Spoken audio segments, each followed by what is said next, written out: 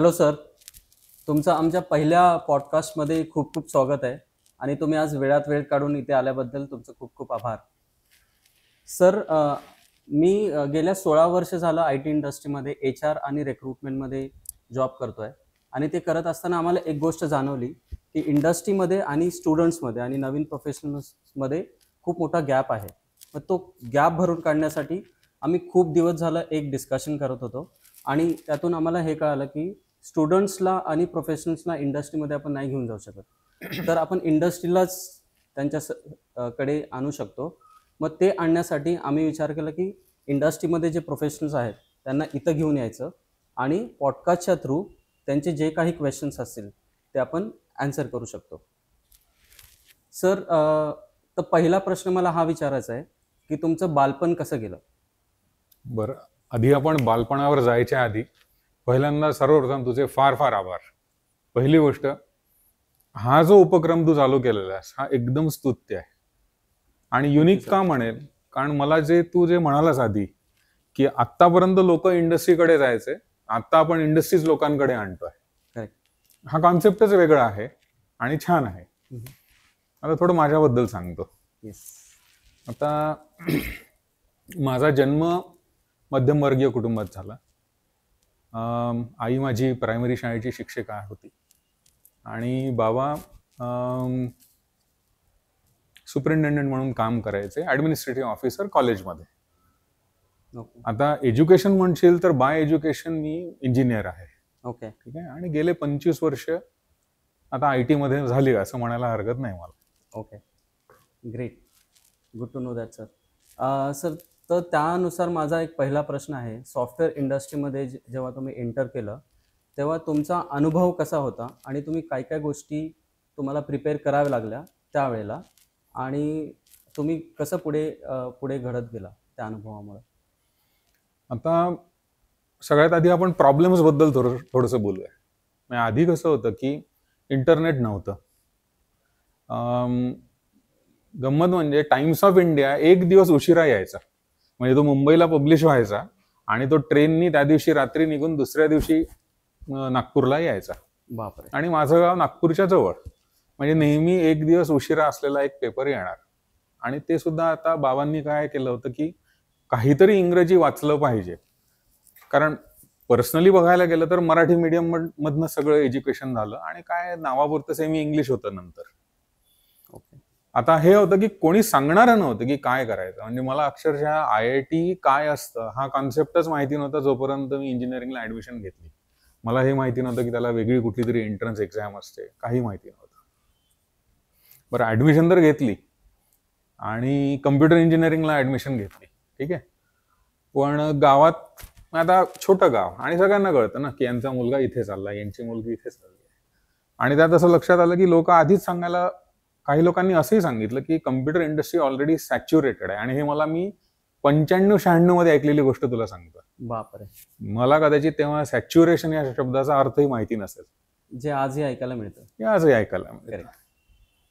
पण मला एक गोष्ट कॉलेजमध्ये गेल्यावर काय जाणवली की आता तेव्हा असे हे असायचे, म्हणजे सेगमेंटेड ऍडमिशन्स असायचे. म्हणजे प्रत्येक युनिव्हर्सिटीला एक कोटा जायचा. आजच्यासारखी कॉमन एंट्रन्स वगैरे नव्हती. बरोबर. सो तुमच्या मेरिटवर तुमचा जो स्कोअर आहे त्यानुसार तुम्हाला बाहेरच्या युनिव्हर्सिटी सुद्धा अप्लाय करायला मिळायचं. ओके. आता माझा बोर्ड आणि एज्युकेशन सगळं अमरावती बोर्ड होतं आणि मला मिळालं Walchand college of engineering Sangli, हे शिवाजी युनिव्हर्सिटीत येतं. ओके. कारण तेव्हा त्या सीट्स यायच्या की VJTI च्या 2. Correct. आता माझ्या आधीच्या एका मुलांनी VJTI घेतलं, माझ्या मित्रांनी पुण्याचं इलेक्ट्रॉनिक्स अँड टेलिकम्युनिकेशन घेतलं. मला पुणे मिळालं नाही, मी सांगलीला गेलो. आणि सुदैवाने तेव्हा गव्हर्नमेंट कॉलेज ऑफ इंजिनिअरिंगला जे प्रिन्सिपल होते ते माझ्या बाबांच्या ओळखीचे होते. मी थोडासा आधी नाखुश होतो कारण मला अमरावतीचं इंजिनिअरिंग कॉलेज मिळत होतं, गव्हर्नमेंट कॉलेज मिळत होतं. ओके.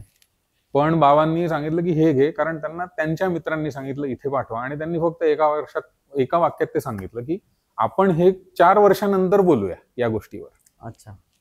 आणि आज म्हणजे मी खरोखर त्यांना मनोमन धन्यवाद देतो की त्यांनी तो निर्णय घेतला. आता कॉलेजला गेल्यावर वेगळंच होतं की मुंबईमधनं पण आलेली मुलं होती आणि ती सगळी म्हणजे म्हणतात ना आपण फाड इंग्रजी बोलायची, तसं होतं. आपला काही संबंध नव्हता तेवढा त्या इंग्रजीशी तेव्हा. इंग्रजी म्हणजे केवढं की take a biker, biker take a. हा जे तुम्ही आपण केमिस्ट्रीत प्रश्न उत्तराला जेवढं करतो तेवढंच होतं. तेवढंच. करेक्ट. पण सुदैवाने तेव्हा काय म्हणता येईल, मित्र जोडायचे कसे, कारण तुम्ही घराबाहेर पडता, वेगळं जग आहे. हॉस्टेलला राहताना तुमचे बरेचशा लर्निंग कर्व तिथे तुम्हाला एक्सप्लोर होतात. म्हणजे काय की बाबा सकाळी उठल्यावर चहा हातात येणार नाही हे माहिती आहे. करेक्ट. आपली आपली व्यवस्था आपल्याला करायची आहे. आणि मग या सगळ्या गोष्टीतनं काही गोष्टी अशा घडत गेल्या की आपल्याला नकळत जे म्हणतो ना आपलं एज्युकेशन होतं, ते माझं थोडंसं त्यातनं झालं. जॉब घेताना पहिला प्रश्न होता की रेझ्युमे तयार कसा करायचा, काही माहिती नाही. ज्या काही मित्रांकडनं, आणि इंटरनेट वगैरे तेवढं नव्हतं तेव्हा, काहीही नव्हतं. म्हणजे मला सांगता येईल की 98-99 मध्ये वगैरे सुद्धा आपल्याकडे इंटरनेट टेक्स्ट बेस आणि ग्राफिक बेस अशी तेव्हा कॉन्सेप्ट होती. क्या बात आहे. सो टेक्स्ट बेस म्हणजे त्यात एकही इमेज येणार नाही, हा आणि ग्राफिक्स बेस म्हणजे थोड्या तरी इमेज येतील. पण त्या इमेज कधी येतील, तू आत्ता ते पेज ब्राउझरमध्ये त्याची URL टाक, ते दिवसभरात कधीतरी लोड होईल.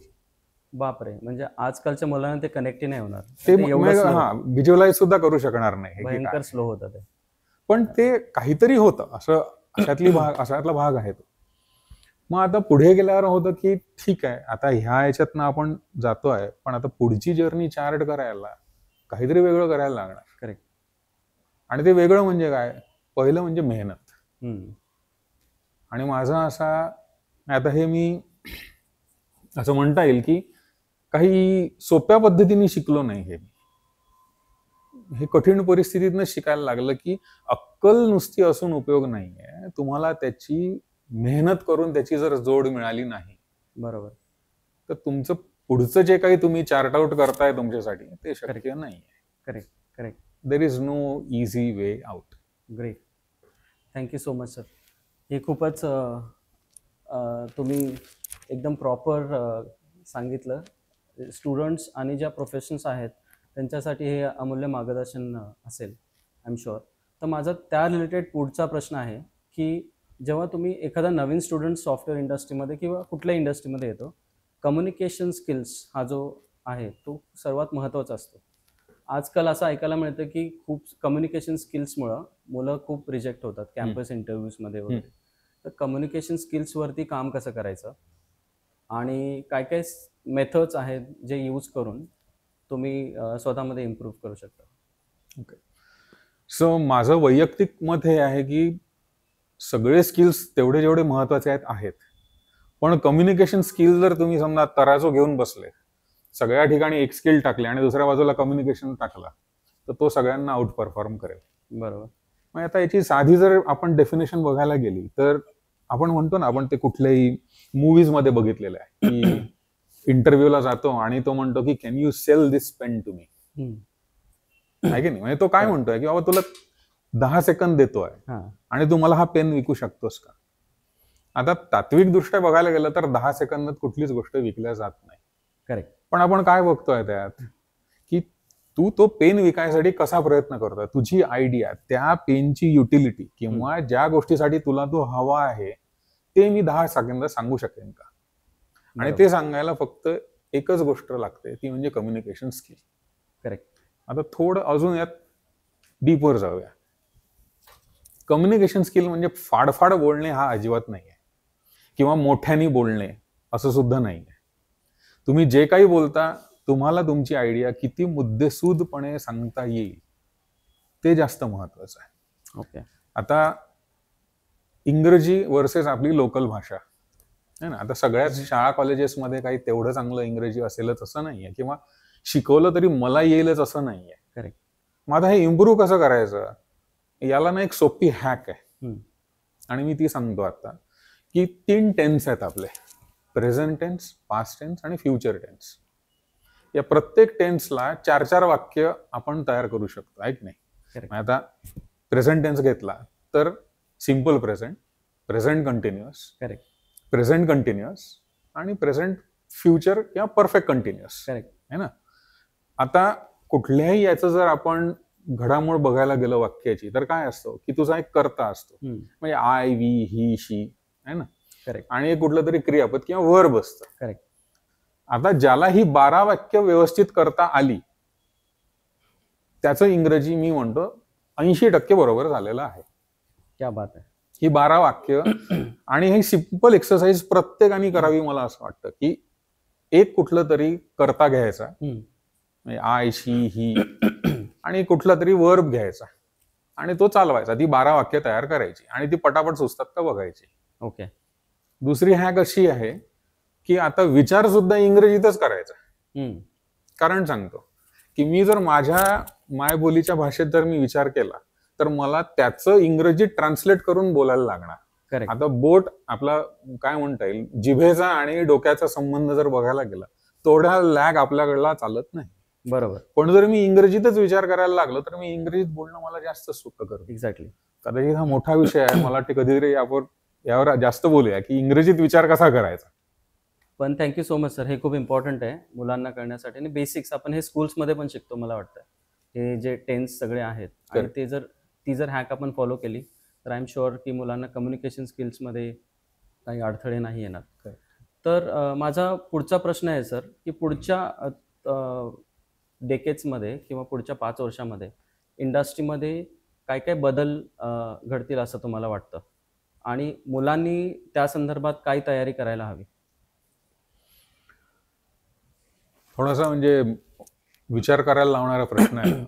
कारण असं आहे की मी जेव्हा माझं करिअर सुरुवात केलं तेव्हा ना असं क्युबिकल काय म्हणता येईल आपल्याला कल्चर होतं की मोठ्या बॉसचं क्युबिकल असणार, लीडचं क्युबिकल असणार. आता तसं नाही, आता ओपन कल्चर आहे. ओके.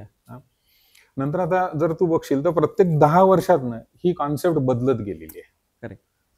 आता जी काय म्हणता येईल जे कल्चर येत आहे ते कशाचं येत आहे की हायब्रिड वर्क कल्चर, म्हणजे काम होण्याची मतलब आहे. करेक्ट. पण आता याचे जेवढे फायदे आहे ना, मला त्याचे नुकसान सुद्धा तेवढेच दिसत आहेत. म्हणजे आता जे सुरू करतायत करिअर, आणि मी हे बऱ्याच लोकांकडनं ऐकतो किंवा आम्ही जेव्हा इंटरव्ह्यू सुद्धा करतो मुलं तेव्हा पण बघतो की त्यांचा प्रेफरन्स काय असतो की मला रिमोट वर्क फ्रॉम होम हे करता येईल का. आता हा जेवढा ऐकायला चांगला शब्द आहे तेवढेच याचे दुर्दैव पण आहेत. आता ते कसे ते बघूया. घरी काम करायचं म्हणजे कर्फ्यू लागतो, कारण माझे कॉल आहेत.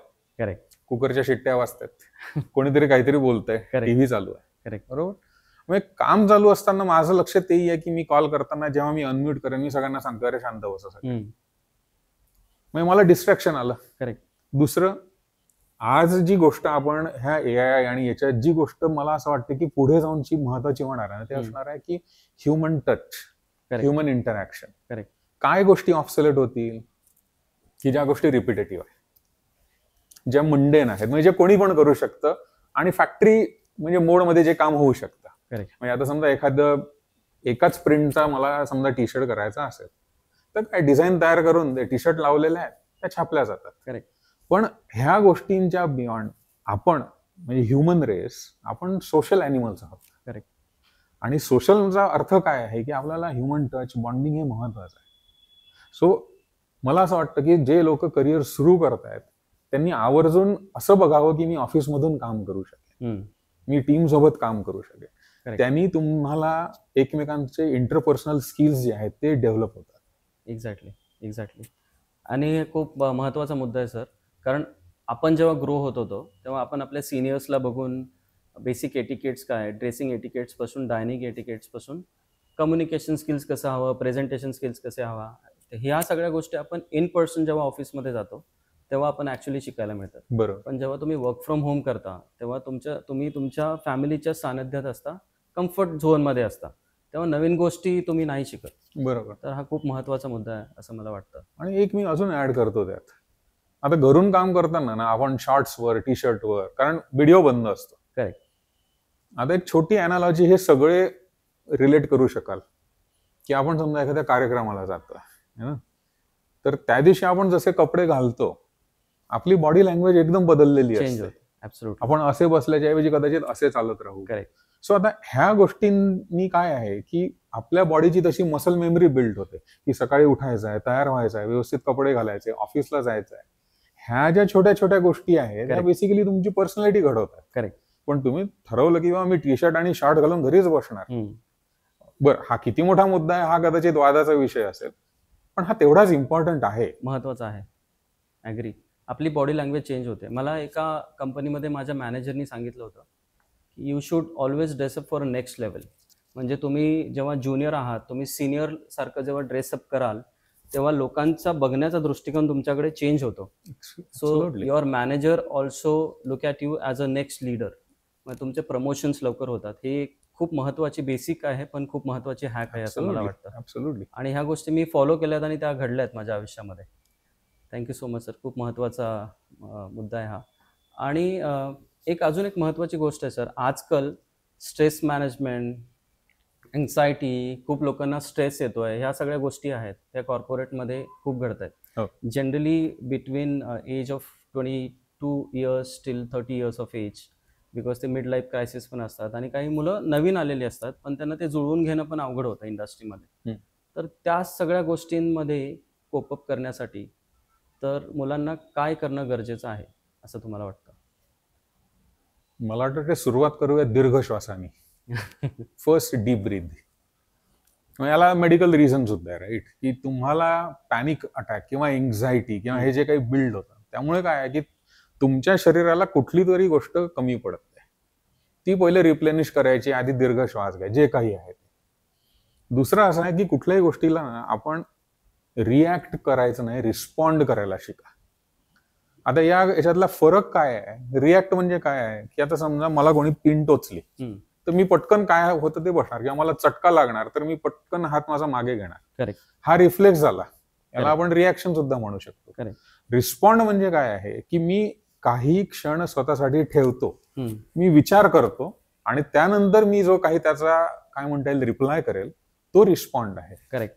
आणि तो एज्युकेटेड असणार. येस. सो आता मुलांना सुद्धा जेव्हा हे करायचं आहे तर पहिली गोष्ट काय आहे की यासाठी तुम्हाला प्रिपरेशन पाहिजे. करेक्ट. तुम्ही तयारी करा. हा विचार करू नका की माझी तयारी किती झालेली आहे, कारण कुठल्याही गोष्टीची तयारी, anything can go wrong at any given point of time. Correct. तुम्ही कधीच असं म्हणू शकत नाही की मी पूर्णपणे तयारी आहे. पण मी काय सांगू शकतो की जर मी तयारी केली तर मी माझे जे अननोन आहेत ते मी नोन करतो. करेक्ट. तुम्हाला भीती किंवा एन्झायटी कशाची असते? अननोनची असते. एक्झॅक्टली. आणि हा माझाही अनुभव आहे बरोबर. की जर तुम्ही तुमचे अननोन जे नोन करत चालले आहात, तुमची तेवढी तयारी झालेली आहे, तुम्हाला तेवढे तुमचे अननोन कमी झाले, तर तुम्हाला माहिती आहे की मला 60% माझी तयारी झालेली आहे Correct. किंवा 70 झालेली आहे, 30% बघू तेव्हा काय होतं. बरोबर. आणि हा कॉन्फिडन्स बिल्डिंग ऑटोमॅटिक होतं. आणि हे करायला मला असं वाटतं की तयारी करा, मेहनत करा. त्यासाठी काय करता येईल? तुमचे फंडामेंटल्स नीट असले पाहिजे. त्यासाठी एकदा तुमचे फंडामेंटल नीट झाले तर तुम्हाला त्या गोष्टींवर पुढे कॅपिटलाइज कसं करायचं आहे तो सोपा भाग आहे. करेक्ट. So Correct. तयारी तुमची फंडामेंटल्सवर असली पाहिजे. आणि मला वाटतं आपण यावर परत, हा मोठा विषय आहे परत, फंडामेंटल्स प्रिपरेशन. त्याच्यामध्ये अजून एक गोष्ट आहे sir, you should always look for a mentor in any industry working. Absolutely. जेव्हा तुमच्याकडे मेंटर असतो तेव्हा तुम्ही ज्या चुकीच्या गोष्टी करताय किंवा जे विचार करताय त्यातून बाहेर काढण्यासाठी तुमचा मेंटर किंवा तुमचे जे सिनियर आहेत ते तुम्हाला हेल्प करतात. एकदम खरं. आजकाल असं मला वाटतं की मेंटर्स खूप कमी झालेत किंवा कोणाकडे वेळ नाही आहे, बिकॉज प्रत्येकजण आपल्या professional as well as personal लाईफमध्ये खूप बिझी आहे. बरोबर. पण if you reach out to your senior and ask की तुम्ही मेंटर होऊ शकता का किंवा तुम्ही मला मेंटर करू शकता का, तर ती एक खूप मोठी गोष्ट आहे. एकदम बरोबर. त्याच्यातून अँझायटीतून बाहेर येण्याला Correct. मदत होईल. आणि मला वाटतं याला ऑगमेंट करायला आपण हे पण म्हणू शकतो की तुमची कंपनी, म्हणजे सिम्पल एक्झाम्पल जर करायचं म्हटलं ना की समजा तुझे मित्र आहेत, समजा 4 लोकांचा तुमचा ग्रुप आहे आणि त्यातले जर 3 जण जिमला जाणारे असतील ना, तू सुद्धा जिमला जाणार. करेक्ट. पण जर ती 3 जण जर अशी असतील की रात्रभर काहीतरी नेटफ्लिक्स बघायचं, सकाळी उशिरा उठायचं, 11ला सकाळ झाली की मॅगी खायचं, तू चौथा सुद्धा तसाच होणार. बरोबर. म्हणजे कंपनी जशी मेंटर महत्वाचा आहे तशी तुमची कंपनी पण महत्वाची आहे. करेक्ट. करेक्ट. एन्व्हायरमेंट, तुम्ही ज्या एन्व्हायरमेंटमध्ये असता तसं तुम्ही घडत जाता. करेक्ट. तुम्ही जो एक महत्त्वाचा मुद्दा मांडला की एन्व्हायरमेंट खूप महत्त्वाचं असतं. आपण ज्या एन्व्हायरमेंटमध्ये राहतो तसेच आपल्यावरती तो विचारांचा प्रभावही होतो. तर मी जेव्हा नवीन पुण्यामध्ये आलो होतो सोलापूरमधून 2004-05 मध्ये, तेव्हा मी ज्या लोकांबरोबर राहायचो त्या लोकांचं कम्युनिकेशन स्किल्स जे आहे ते they used to talk in Marathi, Hindi, local languages. पण ते आम्हाला नेहमी असं म्हणायचे की इंग्लिश ही क्यों चाहिए, हम अपने लोकल लँग्वेज में भी बात कर सकते हैं. तर इंग्लिशचाच मुद्दा आहे का की जॉब शोधताना, की कम्युनिकेशन स्किल्स म्हणजे नक्की काय आहे आणि काय इम्प्रूव्ह करू शकतो आपण त्या गोष्टी? एकदम मस्त प्रश्न विचारलास तू. आणि आपण आता हे ब्रेक कसं करूया हा प्रश्न. पहिले हे बघूया कम्युनिकेशन स्किल म्हणजे काय. भाषेचं बॅरियर न ठेवता मी माझ्या डोक्यात जी कुठली गोष्ट मला तुला सांगायची आहे ते मी तुला सांगू शकतो का. आता इंग्रजीच का, हा आधी आपण प्रश्न थोडा इझी आहे म्हणून तो लवकर सांगतो. पूर्ण जगात आजच्या तारखेत इंग्रजी हा ऍक्सेप्टेड मीडियम झालेला आहे फॉर बिझनेस कम्युनिकेशन. करेक्ट. मग आता आपण उलट जर गंगा न्यायची म्हटलं तर करू शकतो की नाही मी मराठीतच बोलणार, पण यांनी बिझनेसला फायदा होणार आहे का, नाही होणार आहे. त्यामुळे इंग्रजी महत्वाची आहे. म्हणजे आपल्याला आवडो न आवडो, मुद्दा हा आहे की कम्युनिकेशन म्हणजे काय, तुमचे थॉट तुम्ही ऑर्गनाइज करून एकदम कन्साइज वेनी म्हणजे थोडक्यात समोरच्याला तुम्हाला सांगता आलं पाहिजे. करेक्ट. मग आता असं असू शकतं ना की आता कोणीतरी फिजिकली डिसेबल्ड असेल की ज्याला कदाचित बोलता येत नाही, पण ते सुद्धा इफेक्टिव्ह कम्युनिकेटर असू शकतात जर त्यांची साईन लँग्वेज खूप चांगली असेल. करेक्ट. म्हणजे लँग्वेज हा मुद्दा नाहीये. मुद्दा हा आहे की तुम्ही ज्या सुद्धा भाषेत तुम्ही बोलाल किंवा तुम्ही कम्युनिकेट कराल त्यात तुमचे विचार तिथे आर्टिक्युलेट असले पाहिजे. आर्टिक्युलेट म्हणजे कन्साइज, मी जे बोलतोय मुद्देसूद बोलतोय, इकडचं तिकडचं नाही बोलत. करेक्ट. कारण याच्यात लॉस काय आहे की जर मी मुद्देसूद बोललो नाही तर मला जो महत्वाचा मुद्दा सांगायचा आहे तो बाजूला राहतो आणि बाकीच्या गोष्टींचंच जास्त डिस्कशन तेव्हा होतं. बरोबर. मग आता विषय डायल्यूट झाला आणि महत्वाचा मुद्दा बाजूला राहिला. सो लँग्वेज कुठली का असे ना, ज्या लँग्वेजमध्ये आपण बोलू त्यात मुद्देसूद बोलता आलं पाहिजे, ते इफेक्टिव्ह कम्युनिकेशन स्किल झालं. ऍब्सोल्युटली. हे खूप ऍप्ट आहे सर. आणि हे खूप कम्युनिकेशन स्किलच्या ट्रेनिंग्समध्ये नाही शिकवलं जात. जनरली कम्युनिकेशन स्किलचं ट्रेनिंग म्हणजे आपण इंग्लिशबद्दल बोलतो, पण ह्या ज्या गोष्टी तुम्ही सांगताय त्या खूप महत्त्वाच्या आहेत आणि आय एम शुअर त्या स्टुडंट्स आणि जे यंग प्रोफेशनल्स आहेत त्यांना खूप हेल्पफुल होईल. आणि अजून एक मुद्दा आहे सर, आपण जेव्हा कम्युनिकेशन स्किल्स म्हणतो तेव्हा फक्त आपण IT इंडस्ट्री किंवा एका पर्टिक्युलर इंडस्ट्रीबद्दलच बोलतो. असंही असू शकतं एक शेतकऱ्याचा मुलगा आहे आणि त्याला आपलं क्रॉप युरोपमध्ये किंवा दुबईमध्ये विकायचं आहे किंवा US मध्ये, तर तेव्हाही त्या मुलाला ते कम्युनिकेशन स्किल्स किंवा त्यांचं कल्चर काय आहे त्याचा खूप फायदा होऊ शकतो. कारण आता इंडिया ग्लोबल लेवलला जात आहे, आपण ट्रेड करतोय, आपले खूप सारे प्रोड्यूस इथून आपण तिकडे एक्सपोर्ट करतोय, तर त्यावेळेलाही ह्या ज्या गोष्टी आहेत त्या खूप महत्त्वाच्या असतील. एकदम बरोबर. आणि त्या गोष्टींमध्ये जर या मुलांनी रिसर्च केला तर त्यांना खूप फायदा होईल त्याच्यामध्ये. एकदम बरोबर. ग्रेट. सर, आपण नेक्स्ट सेगमेंटकडे वळतोय.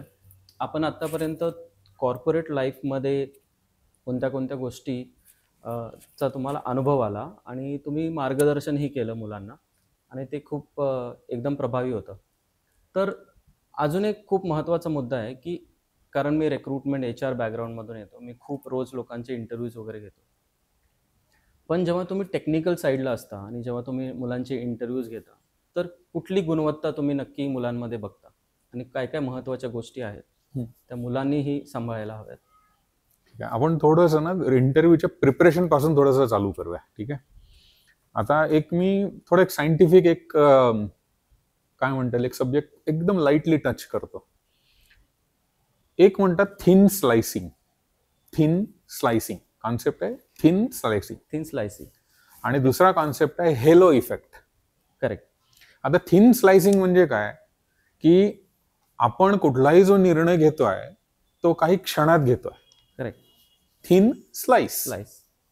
हेलो इफेक्ट म्हणजे आपली जी काही अपेक्षा असते त्या गोष्टींपेक्षा. हेलो म्हणजे काय, आपण बघतो ना आपल्या देवांच्या वगैरे मागे असं एक मागे चंद्र किंवा असा प्रकाश किंवा ऑरा म्हणतात, right. So it is a halo effect. म्हणजे काय की समजा आपण एखाद्या ठिकाणी गेलो आणि अपेक्षेपेक्षा आपण आउट परफॉर्म केलं, त्याला हेलो इफेक्ट म्हणतात. एक्झॅक्टली. आता जेव्हा इंटरव्ह्यूला आपण जातो आणि माझं मत असं आहे, हे पर्सनल मत आहे की ऍक्च्युली कॅन्डिडेटचं सिलेक्शन ना मला वाटतं पहिल्या 4-5 मिनिटातच झालेलं असतं. रिजेक्ट किंवा सिलेक्ट हे पहिले, म्हणजे जरी इंटरव्ह्यू 45 मिनिटाचा असेल किंवा तासाचा असेल, पहिल्या 4-5 मिनिटात. आता का, तुमचं ड्रेसिंग, तुमचं बोलणं, तुम्ही स्वतःला कॅरी कसं करता आहात त्या याच्यात. मग तिथे असं नाहीये की आता लोक म्हणतात ना की फर्म हँडशेक असला पाहिजे, म्हणजे समोरच्याचा हात तोडायचा नाहीये आपल्याला दाबून. करेक्ट. तो फर्म हँडशेक नाहीये. करेक्ट.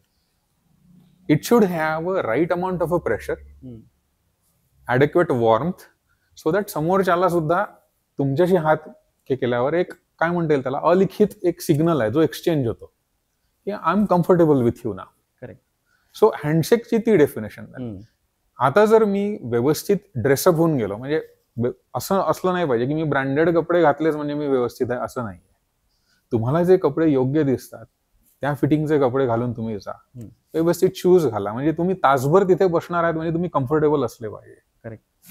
पुढे गेल्यावर आता पहिले 2-3 मिनिटं का क्रुशियल असतात, कारण तेव्हा तुम्हाला कुठला प्रश्न विचारला असतो की Rajesh, thank you so much for coming, can you introduce your self. आता प्रश्न आहे की आता मी कुठून सांगू की माझे बाबा कुठे काम करतात, मला किती भाऊबंड आहेत, माझा मामा कुठे कामाला आहेत, हे सगळं मी विचार करू शकत नाही. मला त्या 2 मिनिटात मला सांगायचं आहे की समोरच्या माणसाला काय गरजेचं आहे. सो पहिली तयारी आपली ही असली पाहिजे की तुम्हाला मोजक्या 4 किंवा 5 वाक्यात स्वतःला तुम्ही डिफाईन करू शकता का, याची तयारी करा. कशी करू शकता, आरशासमोर बसा, आपले 5 वाक्य जे तुम्ही ठरवलेले आहेत ते तिथे म्हणून बघा आणि हेच बघा की हे मी बरोबर सांगतो आहे का. ते काही तुम्हाला फॅन्सी सांगायची गरज नाहीये, खूप असे फ्लावरी वर्ड्स वापरायची गरज नाहीये, पण जे काही तुम्ही सांगाल ते मनापासून सांगितलं गेलं पाहिजे, कारण लोकांना ते समजतं. समोरच्या माणसाला हे कळतं की हे नाटकी आहे की हे नॅचरली बोललेलं आहे. सो पहिलं हे. दुसरा राहिला आता स्किलवर थोडंसं बोलूया आपण. आणि मगाशी आपण हा एक टच पण केला होता एक विषय की फंडामेंटल तुमचे तुम्ही नीट करा. आता म्हणजे काय, आता आपण थोडं टेक्निकल साईडला जाऊया. एक एक्झाम्पल देतो. आता IT मध्ये कुबरनेटिस नावाचं एक टेक्नॉलॉजी आहे, ती रॅम्पंटली वापरल्या जाते. बरोबर. आता जर मी हे म्हणतो, आता मी आणि हा प्रश्न बऱ्याचदा विचारते की आता कुबरनेटिस जर समजा तुला तुझ्या आईला समजवायचं असेल तर तू कसं समजावून सांगणार. आता तो चालू करतो की आई कुबरनेटिस ना हे कंटेनर ऑर्केस्ट्रेशन टूल आहे. झाले की नाही, सगळे बाउन्सर गेले आईला. करेक्ट. कारण तिन्ही टेक्नॉलॉजीत काम केलेलं नाहीये. तुमच्याकडे जी आयडिया तुमच्या डोक्यात आहे ती त्याच्यापर्यंत जात नाही आणि परत इथे कम्युनिकेशन आलं इम्पॉर्टंट. मगाशी जो मी मुद्दा म्हणतो की आता ठीक आहे, तुम्हाला मराठी किंवा आपल्या ज्या काही लँग्वेजमध्ये आपल्याला बोलायचं आहे, आता सांग बरं हे इफेक्टिव्हली कसं सांगायचं. आता मी कसं सांगेन, जर मला सांगायचं झालं मी कसा विचार करेन. असं समजूया की एक इमारत आहे, त्या बिल्डिंगमध्ये 5 किंवा 6 रूम्स आहेत. प्रत्येक रूम मध्ये एक डिपार्टमेंट काहीतरी काम करतं. ते जे काही डिपार्टमेंट तिथे काम करतं आहे ते असं आहे की त्यांच्या रिलेटेड, त्या डिपार्टमेंट रिलेटेड जेवढी काही कामं असतील ती त्या खोलीत त्यांना आरामात करता येतात. बरोबर. ठीक आहे. आता याच गोष्टीला आता कुबरनेटिसशी रिलेटेड करूया. कंटेनर म्हणजे काय, अॅनालॉजीमध्ये समजा आता हे जे काही ज्या गोष्टी आहेत, समजा 5 रूम आहेत, हे कुबरनेटिसच्या भाषेत झाले पॉड. अच्छा. ज्या काही गोष्टी आपण तिथे करतो आहेत त्या रूम मध्ये, त्या डिपार्टमेंटमध्ये, त्या काय झाल्या, सर्व्हिसेस. बरोबर. तुम्हाला त्या रूमच्या बाहेर जायला लागत नाही. म्हणजे काय झालं की त्याच रूम मध्ये ऍडेक्वेट त्या सर्व्हिसेसला लागणाऱ्या गोष्टी आहेत. म्हणजे आपण जसं म्हणतो ना की ऑपरेटिंग सिस्टीम असली पाहिजे, रिक्वायर्ड एन्व्हायरमेंट असलं पाहिजे, रिक्वायर्ड हार्डवेअर असलं पाहिजे. ठीक आहे. सो आता आईला एक कळलं की बाबा काहीतरी खोल्या मॅनेज करायची काहीतरी गोष्ट बोलतोय. आता हे कळलं की पॉड्स मॅनेज करायचे आहेत, जे कुबरनेटिस करतं. करेक्ट. आता दुसरं बघूया. आता हे सगळं आपण पॉड्स जे आहेत तिथे कोणीतरी काम करताय. बरोबर. काम करणार आपण त्यांना काय म्हणतो, वर्कर. बरोबर. कुबरनेटिस मध्ये ते सेम गोष्ट म्हणजे वर्कर नोड झाले. एक्झॅक्टली. आता ह्या सगळ्या वर्करला कोणीतरी कोऑर्डिनेट करणारा पाहिजे. आता कोऑर्डिनेट करणारा त्याला आपण काय म्हणतो, सुपरवायझर किंवा लीडर. करेक्ट. तिकडे काय असतो, लीडर नोड. आता हे जर मी आईला असं सांगू शकलो, मी का नाही तिला कुबरनेटिस काय आहे का नाही समजून सांगू शकणार. एक्झॅक्टली. सो मुद्दा हा आहे की तुमचे फंडामेंटल नीट पाहिजे की तुम्ही जी काही स्टोरी आहे, जी काही टेक्नॉलॉजी आहे ती तुम्ही किती छान नॅरेट करून सांगू शकता की ती समोरच्याला कळेल. आणि हे तुम्हाला कधी कळेल, हे प्रिपरेशन कसं करायचं, जे काही तुम्ही वाचलं आहे ते तुम्ही तुमच्या रूममेटला, तुमच्या भावाला, तुमच्या बहिणीला, तुमच्या आईला की मी तुम्हाला काहीतरी सांगतो, तुला कळतं का बघ. जर तिकडनं उत्तर हो आलं, तुम्हाला ते कळतंय, याचा अर्थ की तुमची त्या विषयाची तयारी झालेली आहे. करेक्ट. सो ही झाली तयारी. आणि हाच प्रश्न मी इंटरव्ह्यूत सुद्धा विचारतो त्यांना. एक्झॅक्टली. तेव्हा मला तू हे समजा मी 7 वर्षाचा मुलगा आहे असं समजून तुम्हाला हे समजून सांग. हा एक पहिला प्रश्न असतो की मी जनरली हे बघतो की तो मला त्या नेव्हिगेट करू शकतो का. थोडं उत्तर माझं याचं लांब होणार आहे, मी तुला अजून एक याच्यातलं सांगतो की आता आपल्या इथे जनरली आपला रिफ्लेक्स कसा असतो की प्रश्न विचारला की आपण प्रश्नाचं उत्तर देतो आणि उत्तर आपलं जनरली डिफेन्सिव्ह असतं. म्हणजे काय आहे, प्रश्नाला प्रश्न हा सुद्धा उत्तर असू शकतो. आणि ही गोष्ट जनरली इंटरव्ह्यूज मध्ये बरेचसे कॅन्डिडेट करत नाही. म्हणजे आता मी एखाद्याला सांगितलं की मला तू अशी हाय अवेलेबिलिटी सिस्टीम डिझाईन करून सांग की जी 500 युजर्स कन्करंटली वापरू शकते. आता मी यात खरं तर तुला रिक्वायरमेंट दिलेल्या आहेत, पण मला काहीतरी अपेक्षा असते की त्यांनी मला काहीतरी क्लॅरिफाईंग प्रश्न विचारावे की ते 500 युजर एकाच वेळेला असतील, दिवसभर असतील, का सकाळ संध्याकाळ असतील, का फक्त अमावास्या पौर्णिमेला असतील. ती क्लॅरिटी त्यांनी प्रश्नातनं विचारावी. सो आपल्याला हे कळतं की हा त्या सोल्युशनचा A to Z पर्यंत विचार करू शकतो का. बरोबर. आणि याच्यासाठी तेच आहे की उत्तर द्यायची घाई करू नका. काही सेकंद विचार करा. त्या सेकंदात किंवा जेव्हा तुम्ही प्रश्न विचारताय त्यात तुम्ही तुमचे थॉट ऑर्गनाइज करू शकता परत. बरोबर. मग तुमचं उत्तर जे येईल ते कदाचित नियर परफेक्शन राहील. करेक्ट. सो हा मला असं वाटतं त्या प्रिपरेशन मध्ये किंवा त्या इंटरव्ह्यूजच्या त्या प्रश्नामागे हा त्याच्या मागे काय म्हणता येईल आपल्याला ती आयडिया किंवा ट्रिक काय त्याची. करेक्ट. खूप महत्वाचा मुद्दा आहे सर. आणि ही गोष्ट आपण बहुतेक 3 इडियट्स मध्ये बघितली आहे. पण 3 इडियट्स मध्ये आपण जेव्हा पाहिलं होतं की रॅन्चो त्या लायब्ररीमध्ये बसलेला असतो आणि तो मशीन्स बद्दल त्याला प्रश्न विचारतात, तो झिप असं हे करून दाखवतो, तो सोप्या भाषेत समजवतो. बरोबर. पण ते प्रोफेसर्सला पटत नाही जनरली. पण तुम्ही तेच सांगितलं की तुम्ही जेव्हा इंटरव्ह्यूला जाता तुमच्याकडे एखादं गुण असतं किंवा एक्सपर्टीज असतात, त्या तुम्हाला परफेक्ट जर येत असतील तर तुम्ही सोप्या भाषेत करून तुम्ही ते कोणालाही सांगू शकता. एकदम बरोबर. लेमॅन टर्ममध्ये, ज्याला त्या इंडस्ट्रीचा अनुभव नसला तरी, म्हणजे बरोबर. तुम्हाला ती गोष्ट परफेक्ट कळाली आहे. करेक्ट. ती एक पावती आहे. आणि अजून एक गोष्ट आहे सर, मी रिक्रुटमेंट किंवा HR मध्ये जेव्हा मी इंटरव्ह्यूज घेतो, HR डिस्कशन्स, मी कॅन्डिडेटला जनरली हे विचारतो, तू ह्या कंपनीमध्ये इंटरव्ह्यूला आलाय, तो ह्या कंपनीबद्दल तुला काय माहिती. तर बहुतांश कॅन्डिडेटनी ते स्टडी तो केलेला नसतो. त्यांना नसतं माहिती की ही कंपनी करते काय.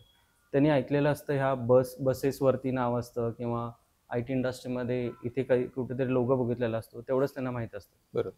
त्या इंडस्ट्रीमध्ये एक्झॅक्टली ते कुठल्या डोमेनवरती काम करतायत, त्यांचे ऑफिसेस इंटरनॅशनली कुठे कुठे आहेत, त्यांचा रेव्हेन्यू काय आहे, त्यांचे एक्झॅक्टली कोर बिझनेस काय आहे, त्या गोष्टी जर तुम्हाला कळाल्या तर तुम्हाला ती कंपनी जॉईन करायलाही मजा येईल आणि तुम्हाला तुमचं डिसिजनही बरोबर होईल. कारण त्या गोष्टी तुम्हाला जर माहीत असल्या की ती डोमेन एक्सपर्टीज चांगले आहेत, कंपनीचं लोकेशन चांगल्या ठिकाणी आहे, त्यांचा रेव्हेन्यू चांगला आहे, त्यांची ग्रोथ होती आहे, तर तुम्हाला इथे क्विक डिसिजन मेकिंग होईल ऑफर ऍक्सेप्ट करताना. ॲब्सोल्युटली. तो एक खूप महत्वाचा भाग आहे. ॲब्सोल्युटली. आणि याच्यात मला असं वाटतं तू जो मुद्दा मांडतोयस तो आहे प्रिपरेशनचा. करेक्ट. की आता जेव्हा तुम्ही एखाद्या इंटरव्ह्यूला येतात त्यामागे तुमची तयारी किती आहे. करेक्ट.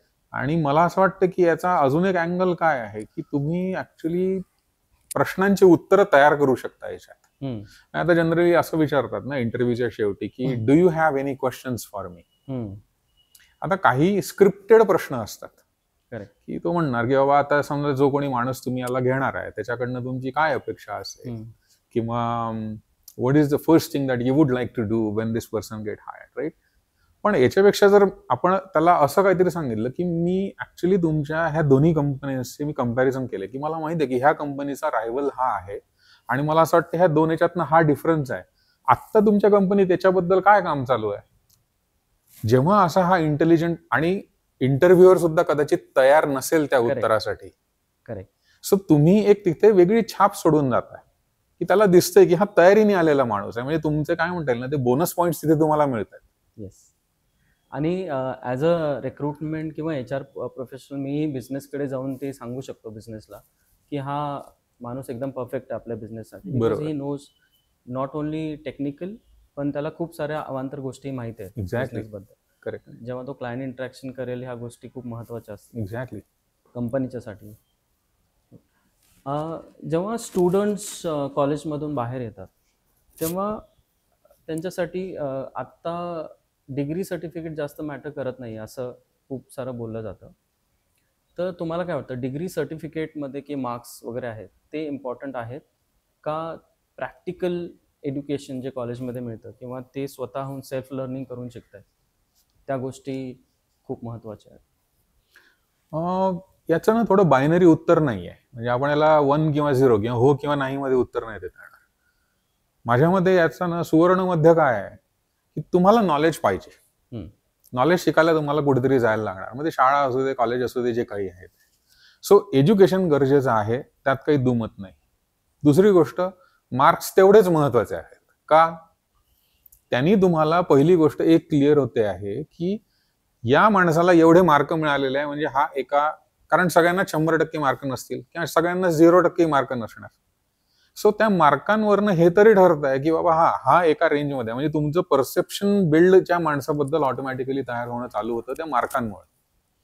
आता सर्टिफिकेशन्स, आता एक्झाम्पल द्यायला गेलं तर प्रोजेक्ट मॅनेजमेंट आहे की नाही, त्याचा PMP म्हणून त्याचं मॅनेजरसाठी सर्टिफिकेशन, बरोबर. किंवा आता इंजिनिअरिंगचे आपण जर स्टुडंट्सचा विचार करूया, असं AWS चे सर्टिफिकेशन. असं होऊ शकतं की कोणी पूर्ण काय म्हणता येईल सर्व्हरलेस आर्किटेक्चर असलेलं, एकदम 3 टायर नसलेलं, पण एकदम स्केलेबल ऍप्लिकेशन छान बिल्ड केलेलं आहे, त्याला माहिती आहे.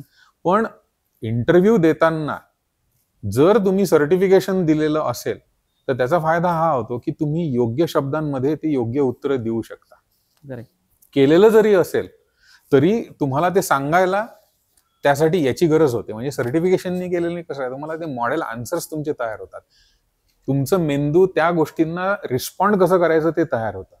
सो मला असं वाटतं की बघ, सर्टिफिकेशननी ना तुम्ही थोड्याशा वेगळ्या लीगमध्ये जाता. आणि मी एक सिम्पल एक्झाम्पल आपण याचं घेऊया.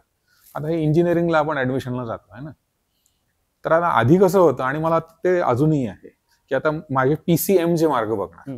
आता PCM चे मार्क ज्याचे जास्त आहे त्याला मिळाले, पण आता समजा तुझे आणि माझे PCM चे मार्क सारखे आहेत, मग ते काय बघतील, इंग्रजीचे मार्क जास्त आहेत का किंवा मॅथ्सचे मार्क जास्त आहेत. So certification actually helps you to get in to that league. It also gives you the preparation time also, की बाबा मला ह्या गोष्टीचा अभ्यास करायचा आहे, मी हा केलेला आहे आणि ही त्याची पावती आहे. मग तो इररेफ्युटेबल एव्हिडन्स असल्यासारखा आहे की मला माहिती आहे. सो इंटरव्ह्यूअर सुद्धा ना, जर त्याला दिसलं की ह्या रेझ्युमेवर हा सर्टिफाईड माणूस आहे, त्याच्या डोक्यात 50-60% प्रिपरेशन झालेली असते की हा चांगला कॅन्डिडेट राहू शकतो. मग तो पॉझिटिव्ह माइंडसेटनी येणार आहे त्या इंटरव्ह्यूला.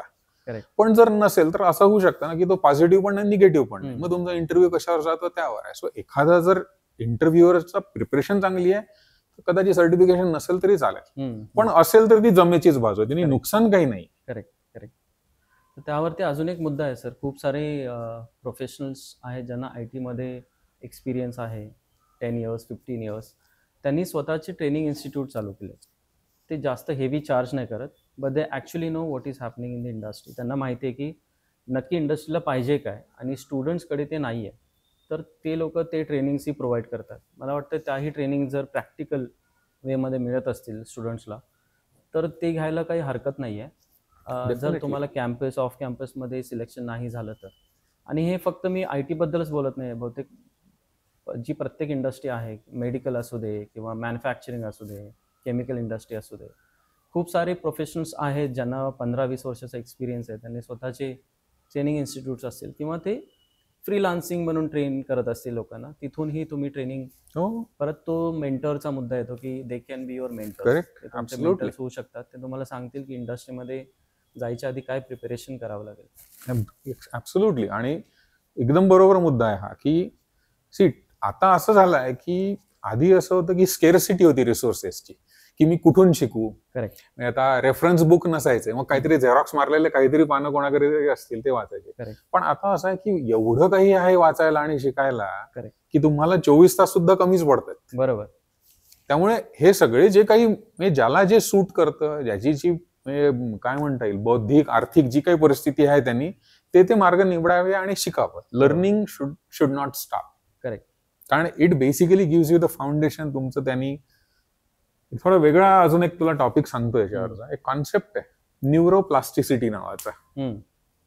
ओके. आणि हा ना स्किल बिल्डिंग साठी तेवढाच महत्वाचा आहे. आता याचा अर्थ काय आहे की आपल्या ब्रेनमध्ये ना डिफरंट पाथवेज असतात. ठीक आहे. आता आपण जसं म्हणतो ना की पुण्यात समजा कोथरूडवरनं हिंजवडीला यायला 10 रस्ते आहेत, गल्ल्या गुल्ल्यांमधून इकडून येऊ शकतो. सो हे पाथवे म्हणजे काय, ह्या गल्ल्या आहेत. करेक्ट. आणि ह्या जेवढ्या गल्ल्या आहेत तेवढं ट्रॅफिक कंजेशन व्हायचे चान्सेस कमी झाले. ठीक आहे. Correct. Neuroplasticity actually addresses the same concept. म्हणजे काय करतं की तू स्वतःच्या ब्रेनला जेवढं शिकवत राहणार नवीन नवीन गोष्टी, तेवढे जास्तीचे कनेक्शन तुझ्या ब्रेनमध्ये तयार होत राहणार. आणि हे करायला सोप्या ट्रिक्स आहेत, तुला सांगतो काही काही. समजा आता माझा राईट हँड डॉमिनेटिंग आहे, म्हणजे मी सगळ्या गोष्टी राईटनी करतो. एक दिवस ना सगळ्या गोष्टी लेफ्टनी करायच्या. अच्छा. दार डाव्या हाताने उघडा, डाव्या हाताने लिहून बघ, डाव्या हाताने केस विंचरून बघ, डाव्या हाताने चहा पी. जेव्हा आपण हे करतो आपल्या हाताला ती सवय नाहीये, मग आपण एफर्ट घेतोय. करेक्ट. आणि एफर्ट घेतल्यामुळे तेवढं ब्रेनला ते ट्रेनिंग मिळतं की अरे ह्या हाताने पण करता येतं बरं काय. सो म्हणून training is important, not just any other thing. कुठलीही गोष्ट शिका, पण शिकत राहा नवीन गोष्ट. आणि त्यासाठी असं नाही आहे ना की तुम्हाला दिवसभर पुस्तक घेऊन बसले पाहिजे आणि लॅपटॉपच्या समोर बसले पाहिजे. Learning can happen at any point, at any place. Correct. While we are doing this, I think we are learning so many things from each other. Correct. Absolutely sir. आणि मला वाटतं आधी जो आपण जेव्हा इंडस्ट्रीमध्ये आपण जेव्हा काम करायला चालू केलं होतं, जो गॅप होता की 5-10 वर्षानंतर नवीन नवीन गोष्टी यायच्या, आता तो गॅप कमी झालाय. आता प्रत्येक वर्षी नवीन नवीन गोष्टी येतात. त्यामुळे learning is a primary source.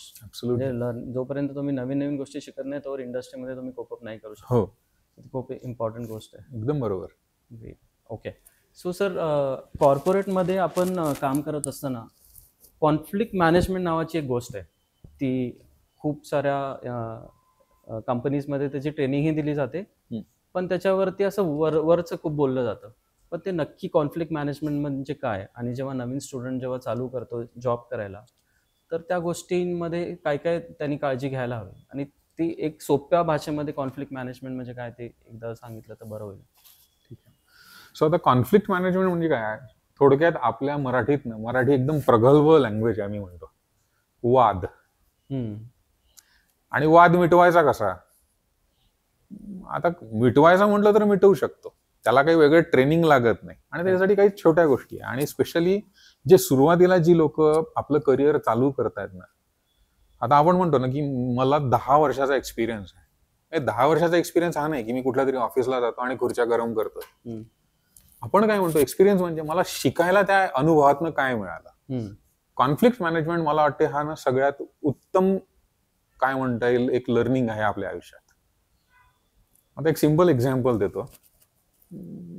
आता आपण हा हिंजवडीत शूट करतोय. हिंजवडीत खूप ट्रॅफिक होतं. करेक्ट. आता ट्रॅफिक असताना सगळ्यांना वैताग आलेला असतो, संध्याकाळी चिडचिड झालेली असते, घरी जायचं असतं, आहे की नाही. आणि त्यात आता हळूच आता आपण काहीतरी वैतागलेलं आहे, ऑफिसमध्ये दिवसही वाईट, आणि मागून येऊन कोणीतरी गाडी ठोकली. झाला ना कॉन्फ्लिक्ट. आता हा मिटवायचा कसा, सरळ सरळ 2-3 मार्ग दिसतात. उतरायचं, कोणीतरी मारामारी चालू करणार, शिवीगाळ होणार, काहीतरी होणार. नंतर गाडीत बसल्यावर आपल्यालाच थोडंसं जाणवतं की अरे माझा हात ना थोडासा थरथरतो, कारण ॲड्रेनालिन रश झालेला आहे. राईट. मग आता याच्यात काय, दुसरा काय म्हणतो, सॉरी चुकलं माझं. आता कदाचित सॉरी म्हणणं हा काही म्हणजे आता कोणाला वाटेल की नाही मी का सॉरी म्हणू, पण मी काय म्हणतो, तुला काय करायचंय, वाद घालून मुद्दा प्रूव्ह करायचा का घरी जायचंय, झालं आता त्याला काही नाही करू शकत. करेक्ट. सो कॉन्फ्लिक्ट सुद्धा ना आपण त्याच अँगलनी थोडंसं बघितलं पाहिजे की जेव्हा तुम्हाला असं वाटतं की कॉन्फ्लिक्ट आहे, तिथे ना आपण विन विन सिच्युएशनचा विचार केला पाहिजे. म्हणजे 2 मिनिटासाठी मी माझी जी भूमिका माझ्या डोक्यात आहे ना ती टोटली बाजूला टाकायची, आणि मी विचार करायचं की ठीक आहे आज माझा राजेश सोबत कॉन्फ्लिक्ट आहे ना, राजेशचे काय मुद्दे आहेत ते आधी मी समजून घेतो. त्याच्यासाठी थोडीशी तयारी करा. जेव्हा तुम्ही ऍक्च्युअली डिस्कशनला बसता तेव्हा तुम्ही तोंडावर थोडासा ताबा ठेवायचा आणि कान जास्त वापरायचे. मग समोरच्याला विचारा की काय झालंय Rajesh, what is it that actually has happen, what you think that I am not doing correct. योग्य प्रश्न विचारा. जर मी हे राजेशला हे कुठेतरी मी जर जेन्युअनली सांगू शकलो किंवा पटवू शकलो किंवा मला हे खरोखर रिझॉल्व्ह करायचं आहे आणि त्याच्यासाठी मला माझा मुद्दा नाही त्याची अपॉर्च्युनिटी मिळणार आहे, आपला मुद्दा मांडायची अपॉर्च्युनिटी मिळेल. पण सुरुवातीला जर मी तुझा मुद्दा ऐकून घ्यायची जर तयारी ठेवली की राजेश काय चुकलंय मला सांगू शकतोस का, मी माझे त्याचे नोट्स घेतले, मला त्यात लक्षात येईल की यार हो यार हे मी केलेलं नाहीये. आणि सगळ्यात शेवटी जाताना आता तुमच्या डोक्यात काय आलं की यार मी तर काहीच बोललो नाही, नुसतं ऐकून गेलो. पण जेव्हा समोरचा माणूस 80% त्यांनी त्याची आपली स्टीम घालवली आहे तुमच्याशी बोलून, तुम्हाला सांगून, भडाभडा सांगून, रागाने सांगून, मग तुम्हाला ते 20% मिळतात शेवटचे. हे सांगायचं की राजेश, मी हे सगळे पॉइंट्स नोट केलेले आहे, मी यावर काम करतो, पण माझा पण एक पॉइंट ऑफ व्ह्यू आहे, मी सांगू का, चालेल? आता हे कॉन्व्हर्सेशन आतापर्यंत सगळं तुझ्या फेवरमध्ये गेलेलं आहे. सो सायकोलॉजिकली काय आहे, आता तू म्हणजे ह्या डिस्कशन मध्ये इथे जाऊन बसला, ऍटलिस्ट तुला असं वाटतंय तू इथे आहे. सो आता तू त्याला नाही म्हणू शकणार, त्यामुळे तू ऐकून घेणार. करेक्ट. आणि दॅट बेसिकली नाव तू ऐकण्याच्या मोडमध्ये गेल्यामुळे there is a now very good probability की आता हे कॉन्फ्लिक्ट कुठेतरी रेझोल्युशनला जात आहे. आणि याच्यासाठी नवीन प्रोफेशनल्सनी काय केलं पाहिजे, तुमची भूमिका असणार आहे तशी समोरच्याची असणार आहे. तुमची भूमिका मांडायची घाई करू नका, कारण नंतर तुम्हाला ते जाऊन तुमच्या वॉटर कूलर ब्रेकमध्ये सांगायचं नाही, आज तो बस बॉस को तो झाप दिया, हे सांगायचं नाहीये. त्यांनी तुमची मॅच्युरिटी येत नाही, कारण उद्या तुम्ही कोणाचे तरी बॉस होणार आहात. करेक्ट. उद्या कोणीतरी तुम्हाला झापायला बसणार आहे आणि हीच गोष्ट बाहेर जाऊन सांगणार आहे. पण हे जर तुम्ही व्यवस्थित रिझॉल्व्ह करून सांगू शकले तर मला असं वाटतं ऍज अ प्रोफेशनल तुमची ग्रोथ कुठल्या कुठे जाते. So conflict, treat that as a one of the instrument which is teaching you something rather than just being afraid of it. Correct. मला वाटतं जे चांगलं कॉन्फ्लिक्ट मॅनेजमेंट, जे कॉन्फ्लिक्ट हँडल करू शकतात ते लोक लवकर ग्रो होतात इंडस्ट्रीमध्ये, कारण त्यांचे लिसनिंग स्किल्स खूप स्ट्रॉंग असतात. करेक्ट. आणि ते जास्त लोकांबरोबर त्यांचे क्लॅशेस नाही होत बरोबर. And they tend to learn so many new things also. Because काय होतं, आपण जेव्हा कॉन्फ्लिक्ट मॅनेजमेंट सॉल्व्ह करायला जातो तेव्हा समोरच्याचं पण ऐकून घेतो. तो माणूस नंतर तुम्हाला काही नवीन गोष्टी असतील हेल्प करेल किंवा सांगेल, किंवा इंटरनलीही काही डिस्कशन्स असतात की अरे ह्याच्याबरोबर माझं कॉन्फ्लिक्ट झालं होतं, but he was very matured enough to solve the conflict. Correct. त्याच्याने तुमचंच पॉझिटिव्ह गोष्टी तुम्हाला ऑर्गनायझेशनमध्ये बिल्ड होते. Absolutely. हे खूप महत्त्वाचं आहे. अजून एक मुद्दा आहे सर, खूप महत्त्वाचा मुद्दा आहे, आणि खूप सारे स्टुडंट्स, आणि मी माझ्याबरोबर पण ते झालं होतं अर्ली करिअर स्टेजमध्ये. जेव्हा 2005 मी सोलापूरवरून पुण्याला आलो होतो, तेव्हा आय टी इंडस्ट्री काय असते, HR प्रोफेशन काय असतो, ह्या सगळ्या गोष्टी मला नव्हत्या माहिती. आणि खूप सारे नुआन्सेस असतात, छोटे छोटे कंप्लायन्सेस जे आपण इंडस्ट्रीमध्ये फॉलो करतो, त्याही मला माहिती नव्हतं, कारण माझं बॅकग्राऊंड कॉर्पोरेटमधून माझं कोणच नव्हतं, माझे पेरेंट्सही नव्हते. I come from very middle class family. तर मी जेव्हा पहिल्या कंपनीमध्ये जॉब करायला सुरुवात केली, 2 वर्ष मी तिथे जॉब केला, त्या लोकांनी मला खूप शिकवलं, खूप ट्रेन केलं. बिकॉज माझा फर्स्ट जॉब होता, मला काहीच नव्हतं माहिती, आणि मला असं वाटलं की मला खूप साऱ्या गोष्टी येतील. मग मी करायचो काम चांगलं तिथे, आणि तिथलाच एक एम्प्लॉई सोडून दुसऱ्या कंपनीमध्ये त्यांनी जॉईन केलं. त्या एम्प्लॉईनी मला रेफर केलं दुसऱ्या कंपनीमध्ये. तर त्या कंपनीमध्ये मी इंटरव्ह्यूला गेलो, त्यांनी मला ऑफरही केलं, आणि त्यांनी मला 150% हाईक दिली. आणि मी यंग होतो, आणि मी म्हटलं बापरे, एवढी सॅलरी, म्हणजे डबलच्या पण वरती सॅलरी मिळते, आणि त्या घराच्या जवळ होती ती कंपनी. तर मग त्या कंपनीने मला सांगितलं की तुम्हाला जर हे ऑफर हवं असेल तर तुम्हाला आम्हाला 1 आठवड्याच्या आत जॉईन करावं लागेल. पण माझा नोटीस पिरियड तिथे 30 दिवसाचा होता. तर मला कळत नव्हतं, एक तर सॅलरी जास्त होती, आणि मला गाईड करणारं कोण नव्हतं, ना मेंटर होता. पण मी काय केलं, ते ऑफर ॲक्सेप्ट केलं, आणि ह्या कंपनीमध्ये ॲब्स्कॉन्ड केलं, आणि मी तिथे जाऊन जॉईन केलं. आता हा खूप मोठा मुद्दा आहे, आणि जे माझे एक्स बॉसेस वगैरे होते त्यांनी जर हा पॉडकास्ट बघितला त्यांनाही कळेल, ते कनेक्ट करते ह्याला. पण त्या ज्या गोष्टीचा रिग्रेट आहे ना सर अजूनपर्यंत आहे, आणि मी ही गोष्ट 20 वर्ष झाली, ते अजूनही मी बोलतो माझ्या फॅमिलीमध्ये की खूप मोठा रिग्रेट आहे. त्याच्यानंतर मी त्या कंपनीमध्ये परत कधीच नाही जाऊ शकणार, ना त्या बॉसबरोबर मी कधी काम करू शकणार, त्यांच्याबरोबरचे रिलेशनशिप माझे खराब झाले. तर ॲब्स्कॉन्डिंग हा जो मुद्दा आहे ना सर, आजकाल तर खूप जास्त जाणवतं आहे, कारण मी HR सेम इंडस्ट्रीमध्ये आहे. लोक जॉईन करतात आणि सडनली 2 दिवसांनी सगळे लॅपटॉप वगैरे ठेवून निघून जातात. तर ह्या मुद्द्यावरती सर तुमचं काय मत आहे? खरं तर म्हणजे ही गोष्ट व्हायला नकोच. म्हणजे यात वेगळा असा काही साईडच नाहीये. म्हणजे यात फक्त एकच साईड आहे, जी आहे राईट साईड, आणि ती अशी आहे की no matter what ever are the circumstances, एकदा तुमच्या याच्यावर हा शिक्का लागला, म्हणजे आता IT इंडस्ट्री सुद्धा खूप मॅच्युअर झालेली आहे. म्हणजे आपल्या इथे नॅस्कॉम ही नाही म्हटलं तरी सॉर्ट ऑफ अशी ऑर्गनायझेशन आहे, ही काही गव्हर्नमेंट ऑर्गनायझेशन नाही आहे, पण नॅस्कॉमकडे रजिस्ट्री आहे, प्रोफेशनल्सची माहिती आहे. जरी तिथे काही अशा युनियन नाही आहे, पण नॅस्कॉमच्या रजिस्ट्रीमध्ये असं सांगता येऊ शकतं की बाबा हा माणूस पळून गेलेला आहे. मग हे कुठेतरी तुमच्या बॅकग्राऊंड चेकमध्ये कधीतरी येऊ शकतं. म्हणजे असं होऊ शकतं की आज तुम्ही इथून पळून गेले, पण एखाद्या तुमच्या ड्रीम कंपनीची तुम्हाला ऑफर आली आहे आणि तिथल्या बॅकग्राऊंड चेकमध्ये ही गोष्ट सापडल्या गेली. करेक्ट. मग काय झालं, आता एवढ्या वर्षाची सगळी मेहनत वाया गेलेली. बरोबर. सो मला असं वाटतं ऍब्स्कॉन्ड व्हायच्या मागे काय कारण असतील. जर पैसे असतील तर 2 मिनिटं थांबा, दुसरी नोकरी नक्की मिळेल जी तेवढ्याच किंवा त्याच्यापेक्षा अजून चांगली असेल. जो माणूस काम करतो आहे, ज्याच्याकडे स्किल आहे, ज्याच्याकडे मेहनत आहे आणि काय म्हणता येईल ऍटिट्यूड आहे चांगला, मला नाही वाटत की त्या माणसाला काहीच प्रॉब्लेम आहे नोकरीसाठी. So absconding it is a strict no. No need to do that. आणि अशी वेळ येईल, आता बाहेरच्या कंट्रीजमध्ये आहे ना की तिथे नोटीस कोणी 30 दिवस वगैरे देत नाही. युएस मध्ये मी आजच्या आज रिझाईन करून आजच्या आज जाऊ शकतो, काहीच प्रॉब्लेम नाही. उलट इथे जर बघायला गेलं तर इथे ना थोडंसं कुशनिंग आहे तुमच्याकडे. जो काही तुमचा नोटीस पिरियड आहे, तुम्ही नवीन कंपनीसाठी तुमचं प्रिपरेशन करू शकता. बरोबर. इथे जे काही तुमचे इतके दिवस मित्र आहेत, आणि मी थोडंसं हेही एक बघितलं आहे की एकदा तुम्ही रेजिग्नेशन टाकल्यावर ना तुमचं त्या कंपनीत तुमचं बिहेवियर सुद्धा बदलतं. तसं नको व्हायला, कारण तुम्ही त्याच लोकांसोबत इतके दिवस जेवायला गेले, चहा प्यायला गेले, तुम्ही मेमरीज तिथे क्रिएट केल्या. एका रेजिग्नेशननी ते बदलू नये. तुमच्याकडे ते रिलेशनशिप सगळ्यांची नाही, पण ऍटलिस्ट काही लोकांची तरी अशी असले पाहिजे की उद्या त्या लोकांना तुमच्यासोबत काम करायची इच्छा झाली पाहिजे. ते जर कुठल्या मोठ्या पदावर गेले तर त्यांनी म्हटलं पाहिजे की नाही, मला ह्या माणसासोबत. म्हणजे तुम्ही काय करताय, ऑटोमॅटिकली तुमचं नेटवर्क बिल्ड करताय. आणि ते असं म्हणतात ना की network is equal to net worth. Exactly like that. Correct. That's very important. Yes. तर मी ती गोष्ट अजून खूप तीव्रतेने जाणवते मला. आणि पण मी नंतर त्या कंपनीमध्ये परत गेलो, त्यांच्याशी बोललो, प्रॉपर रेजिग्नेशन वगैरे दिलं, सगळ्या गोष्टी केल्या. पण ते जे रिलेशनशिप बिल्ड केलं होतं ते कायमचं संपलं असं मला वाटतं. माझ्याकडून ते आहे, पण त्यांच्याकडून कितपत असेल ते मला माहीत नाही. सर, मला पुढचा प्रश्न तुम्हाला विचारायचा आहे लीडरशिप आणि टीम मॅनेजमेंटबद्दल.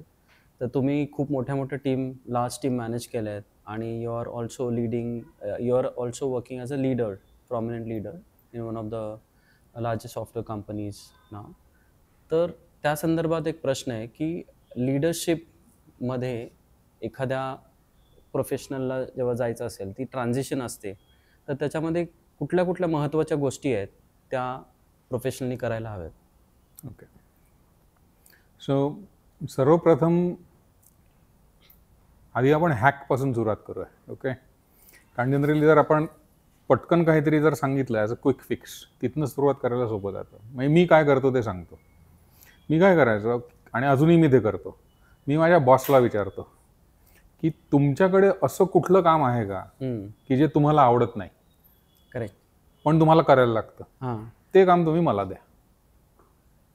आता त्यात फायदा काय आहे की ते काम मी केलेलं नाही आहे, सो मला ते करायचा अनुभव मिळतोय. करेक्ट. दुसरं, माझ्या बॉसला ती करायची इच्छा नाही आहे, पण त्याला करायला लागतं, पण त्याला कोणीतरी ते करून देतंय, त्यामुळे तो खुश होतोय.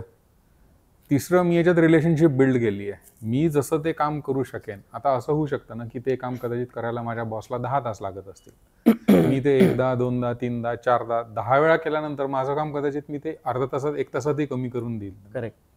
त्याच्यामुळे माझी एक्सपर्टीज बिल्ड झाली. मी परत अजून एक नवीन काम शिकायला माझी तयारी चालू झाली आता. बरोबर. माझ्या बॉसचं काम कमी झालं म्हणजे तो अजून काहीतरी चांगलं काहीतरी करू शकेल जे त्याला त्याच्यावरच्या लेवलचं करायचं असेल. बरोबर. मग आता तुम्हाला जर सक्सेशन प्लॅनिंग किंवा नवीन करिअरचा जो तुमचा काही रोल आहे तो जर तुम्हाला चार्ट आउट काढायचा असेल तर तुमचं प्रिपरेशन आधीच चालू झालं पाहिजे. म्हणजे असं नाही होणार की म्हणजे आज तुमचा राज्याभिषेक झाला म्हणून तुम्ही राजे झाले असं नाही. तुम्ही तयारी आधीपासून करा. करेक्ट. लीड व्हायचं आहे, टीम लीड व्हायला काय करायला लागतं आत्तापासून बघायला सुरुवात करा. मॅनेजर व्हायचं आहे, मॅनेजर झालं म्हणजे समजा आता बऱ्याच लोकांचं असं असतं ना की मॅनेजरचं आयुष्य म्हणजे सगळ्यात आरामाचं आहे की तो काय फक्त सांगतो. खरं तर एक्झॅक्टली उलट आहे. आजच्या तारखेत तुम्ही स्वतः काम करणं फार सोपं आहे. काम करून घ्यायला तुम्हाला एम्पथी पाहिजे. करेक्ट. तुम्हाला त्या लोकांशी नुसत्या सगळ्या गोष्टी पॉवरनी होत नाही, अथॉरिटीनी होत नाही. बरोबर. तुम्हाला समोरच्याला तेवढं समजून घ्यायला लागेल, कदाचित त्याच्या कलेनी करून घ्यायला लागेल, कदाचित कधी ओरडून करून घ्यायला लागेल, पण काम करून घ्यायला लागणार. करेक्ट. आणि ह्या गोष्टी शिकायला लागतात. तुम्ही नेहमी धाक दाखवून कामं करून नाही घेऊ शकत. बरोबर. कदाचित एकदा होईल, हम्म. पण दुसऱ्यांदा तिसऱ्यांदा तो पण माणूस तुम्हाला सांगेल की मी हे नाही करणार. करेक्ट. सो पहिली गोष्ट आहे की तयारी, प्रिपरेशन, ती तुम्ही तुमच्या एक्झिस्टिंग रोलमध्ये चालू करा. त्याला तुम्हाला ही वाट बघायची गरज नाही की एकदा मला टीम लीड करा मग मी टीम लीडचं काम शिकणार आहे. ते कधीच होणार नाहीये. तुमची तयारी आधीच झालेली असली पाहिजे. आता मुद्दा राहिला की समजा आता तुम्हाला ग्लोबल टीम्स मॅनेज करायला लागले. आता इथे येतो कल्चरल डिफरन्स. करेक्ट. म्हणजे ज्या गोष्टी आपल्या इथे अशाच कदाचित मस्करी म्हणून केल्या जात असतील त्या तिकडे कदाचित कोणाला पटणार नाही. आणि मी माझा एक छोटा अनुभव सांगतो. मला असं वाटतं तेव्हा शिकागोमध्ये होतो आणि आता आपलं इंडियन फूड आपण जे तयार करतो आहे की नाही, त्याच्यात सगळ्या फोडण्या देतो आपण, मसाले वापरतो. करेक्ट. आता आपल्याला त्याचा वास आवडतो, पण असं होऊ शकतं ना की सगळ्याच अमेरिकन लोकांना तो अरोमा आवडणार नाही. ऍब्सोल्युटली. पण हे कळायला वेळ लागला. म्हणजे आम्हाला तिथे कोणीतरी ओरिएंटेशन मध्ये सांगितलं. मग आमची भीती काय असायची, फोडण्या टाकायच्या आधी सगळे कपाटात आपले कपडे ठेवून या, कारण कपड्यांना तो वास राहायचा. सो आता हे तुम्हाला कल्चरली ही माहिती असली पाहिजे. ही माहिती तुम्हाला कधी येईल, जेव्हा तुम्हाला ती कल्चरल सेन्सिटिव्हिटी बिल्ड होईल. ऍब्सोल्युटली. आणि त्यासाठी तुम्हाला लोकांशी कामाव्यतिरिक्त सुद्धा बोलता आलं पाहिजे.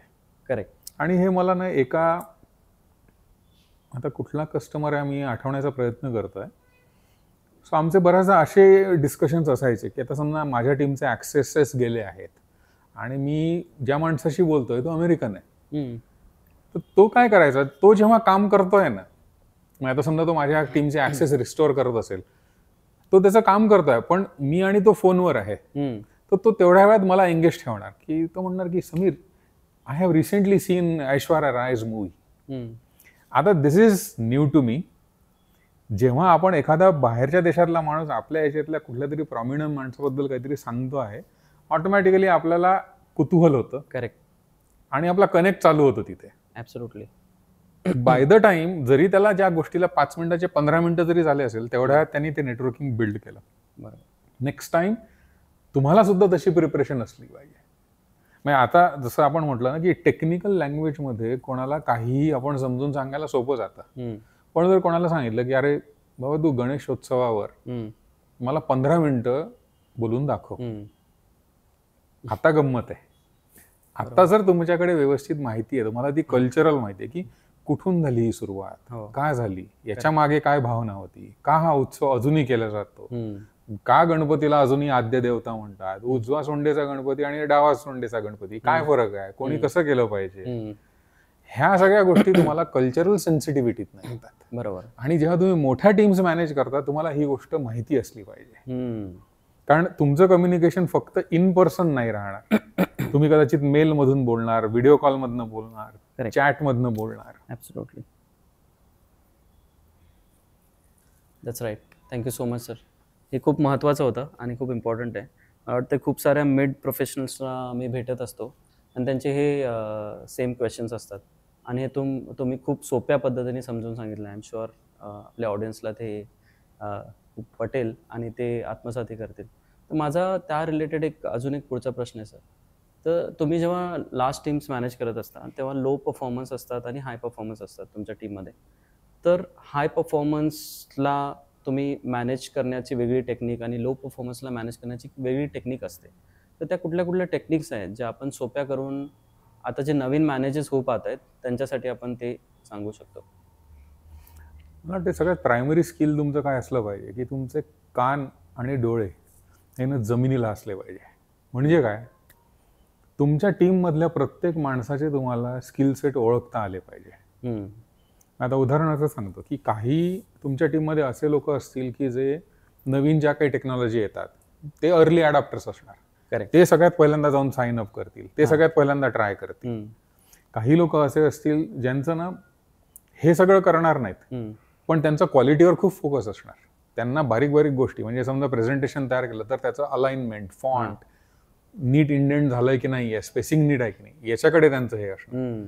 आता हे जसे तुम्हाला ते बारकावे त्यांचे कळतील आणि त्याच्यासाठी तुम्हाला त्या टीम सोबत तसा कनेक्ट ठेवायला लागेल. आणि याच्यासाठी इझी आहे तुम्ही लोकांशी बोला. हे तुम्ही इंटरप्रेट नाही करू शकत. करेक्ट. पण काही गोष्टी होतात. म्हणजे जर कोणाला सांगितलं की ये बस, मी ना आज तुझ्या सगळ्या पर्सनल कॅरेक्टरिस्टिक्स ओळखायला तुला बोलवलेलं आहे, ते तुम्हाला कळणार नाही. तुम्हाला त्या विषयाची निर्मिती नॅचरली करता आली पाहिजे. करेक्ट. म्हणजे काय, तुम्ही तुमचा गार्ड ड्रॉप करा, तुम्ही व्हल्नरेबल व्हा. करेक्ट. तो काय सांगतोय म्हणजे तुम्हाला ती माहिती तुमच्या टीम मधल्या लोकांची असली पाहिजे की याला काय आवडतं. आणि ते तुम्हाला काही साईन्स दिसतात ना, म्हणजे कोणाला कोणी ब्रँडेड विचारा, अरे छान दिसतंय हे, कुठून घेतलंस, मग तो तुम्हाला सगळं सांगेल की त्यांनी कुठे कुठे चेक केलं, कुठे डील मिळाली, कुठे स्वस्त होतं, त्यांनी ते का सिलेक्ट केलं. आणि ते आपण काही वेगळं न सांगता ऐकून घ्यायची आहे ती तयारी. जसे तुम्हाला त्या गोष्टी येतील, काही दिवसांनी फॉलोअप म्हणून त्याच माणसाला सांगा, अरे मला हे पण दिसलं होतं, काय मत आहे तुझं. एकदा तुम्ही ते चॅनल्स ओपन केले तुमच्या टीम सोबत की ते ऑटोमॅटिकली तुमच्याकडे येऊन बोलणार, तुम्हाला ऑटोमॅटिक स्ट्रेंथ कळणार. मग आता काय करायचं आहे, ज्या लोकांचे जे स्किल्स आहेत त्यांना त्या गोष्टी द्या, बरोबर, अजून करू द्या. आणि त्यांना विचारा की इथे तुझा कम्फर्ट आहे की तुला अजून काय करायला लागेल. ज्या गोष्टी त्याला माहिती आहेत त्याला अजून चॅलेंजिंग गोष्टी द्या. म्हणजे हाय परफॉर्मन्स जे आहेत आपल्याला माहिती आहे ना की ह्या गोष्टी कदाचित हा 10 मिनिटात करून देईल, बरोबर, मग त्याला 110 पट जिथे लागतील असं काहीतरी काम द्या. करेक्ट. ते त्याला चॅलेंज आहे, ते त्याला थ्रिल आहे. करेक्ट. लो परफॉर्मर आहे, पहिली गोष्ट हे तिथे आपल्याला समजून घेणं गरजेचं आहे की परफॉर्मन्स कमी का झाला. कारण जेव्हा तुम्ही त्याला घेतलंय कंपनीत तेव्हा तुमच्या तो सगळ्या जे काही तुम्ही निकष तेव्हा लावले होते ते त्यांनी क्लिअर केलेले आहे. करेक्ट.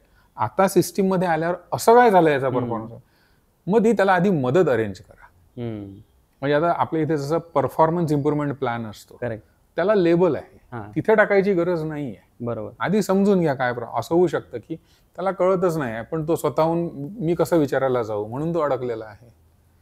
जर तुम्हाला हे कळलं तर तिथे त्याला ती मदत अवेलेबल करा. त्याला सांगा की अरे हे असं होतं, तुम्ही सांगा की तुम्ही कशी ती मदत घेता.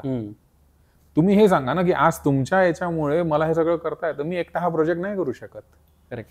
Exactly. So reward those performers who are really doing the jobs, but at the same time look for the people who are looking for the help. Okay. आणि ती मदत करा. मला वाटतं याच्या व्यतिरिक्त बाकी काही करायची गरज नाही. एवढं करा.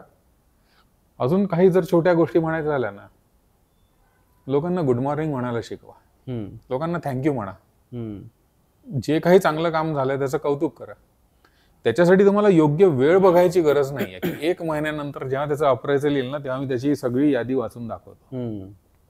Give them that instant gratification ज्याला आपण म्हणतो की आत्ता छान काम केलं ना, आत्ताच त्याच्या पाठीवर थाप आत्ताच पडली पाहिजे. बरोबर. नंतर वेळ निघून गेल्यावर आपण जसं म्हणतो ना की दात असतानाच काय ते चणे फुटाणे असले, तसंच आहे. You recognise reward that person. आणि तिथे असं नाहीये की रिवॉर्ड म्हणजे काहीतरी पैसेच दिले पाहिजे किंवा ट्रॉफीज दिली पाहिजे, असं नाहीये.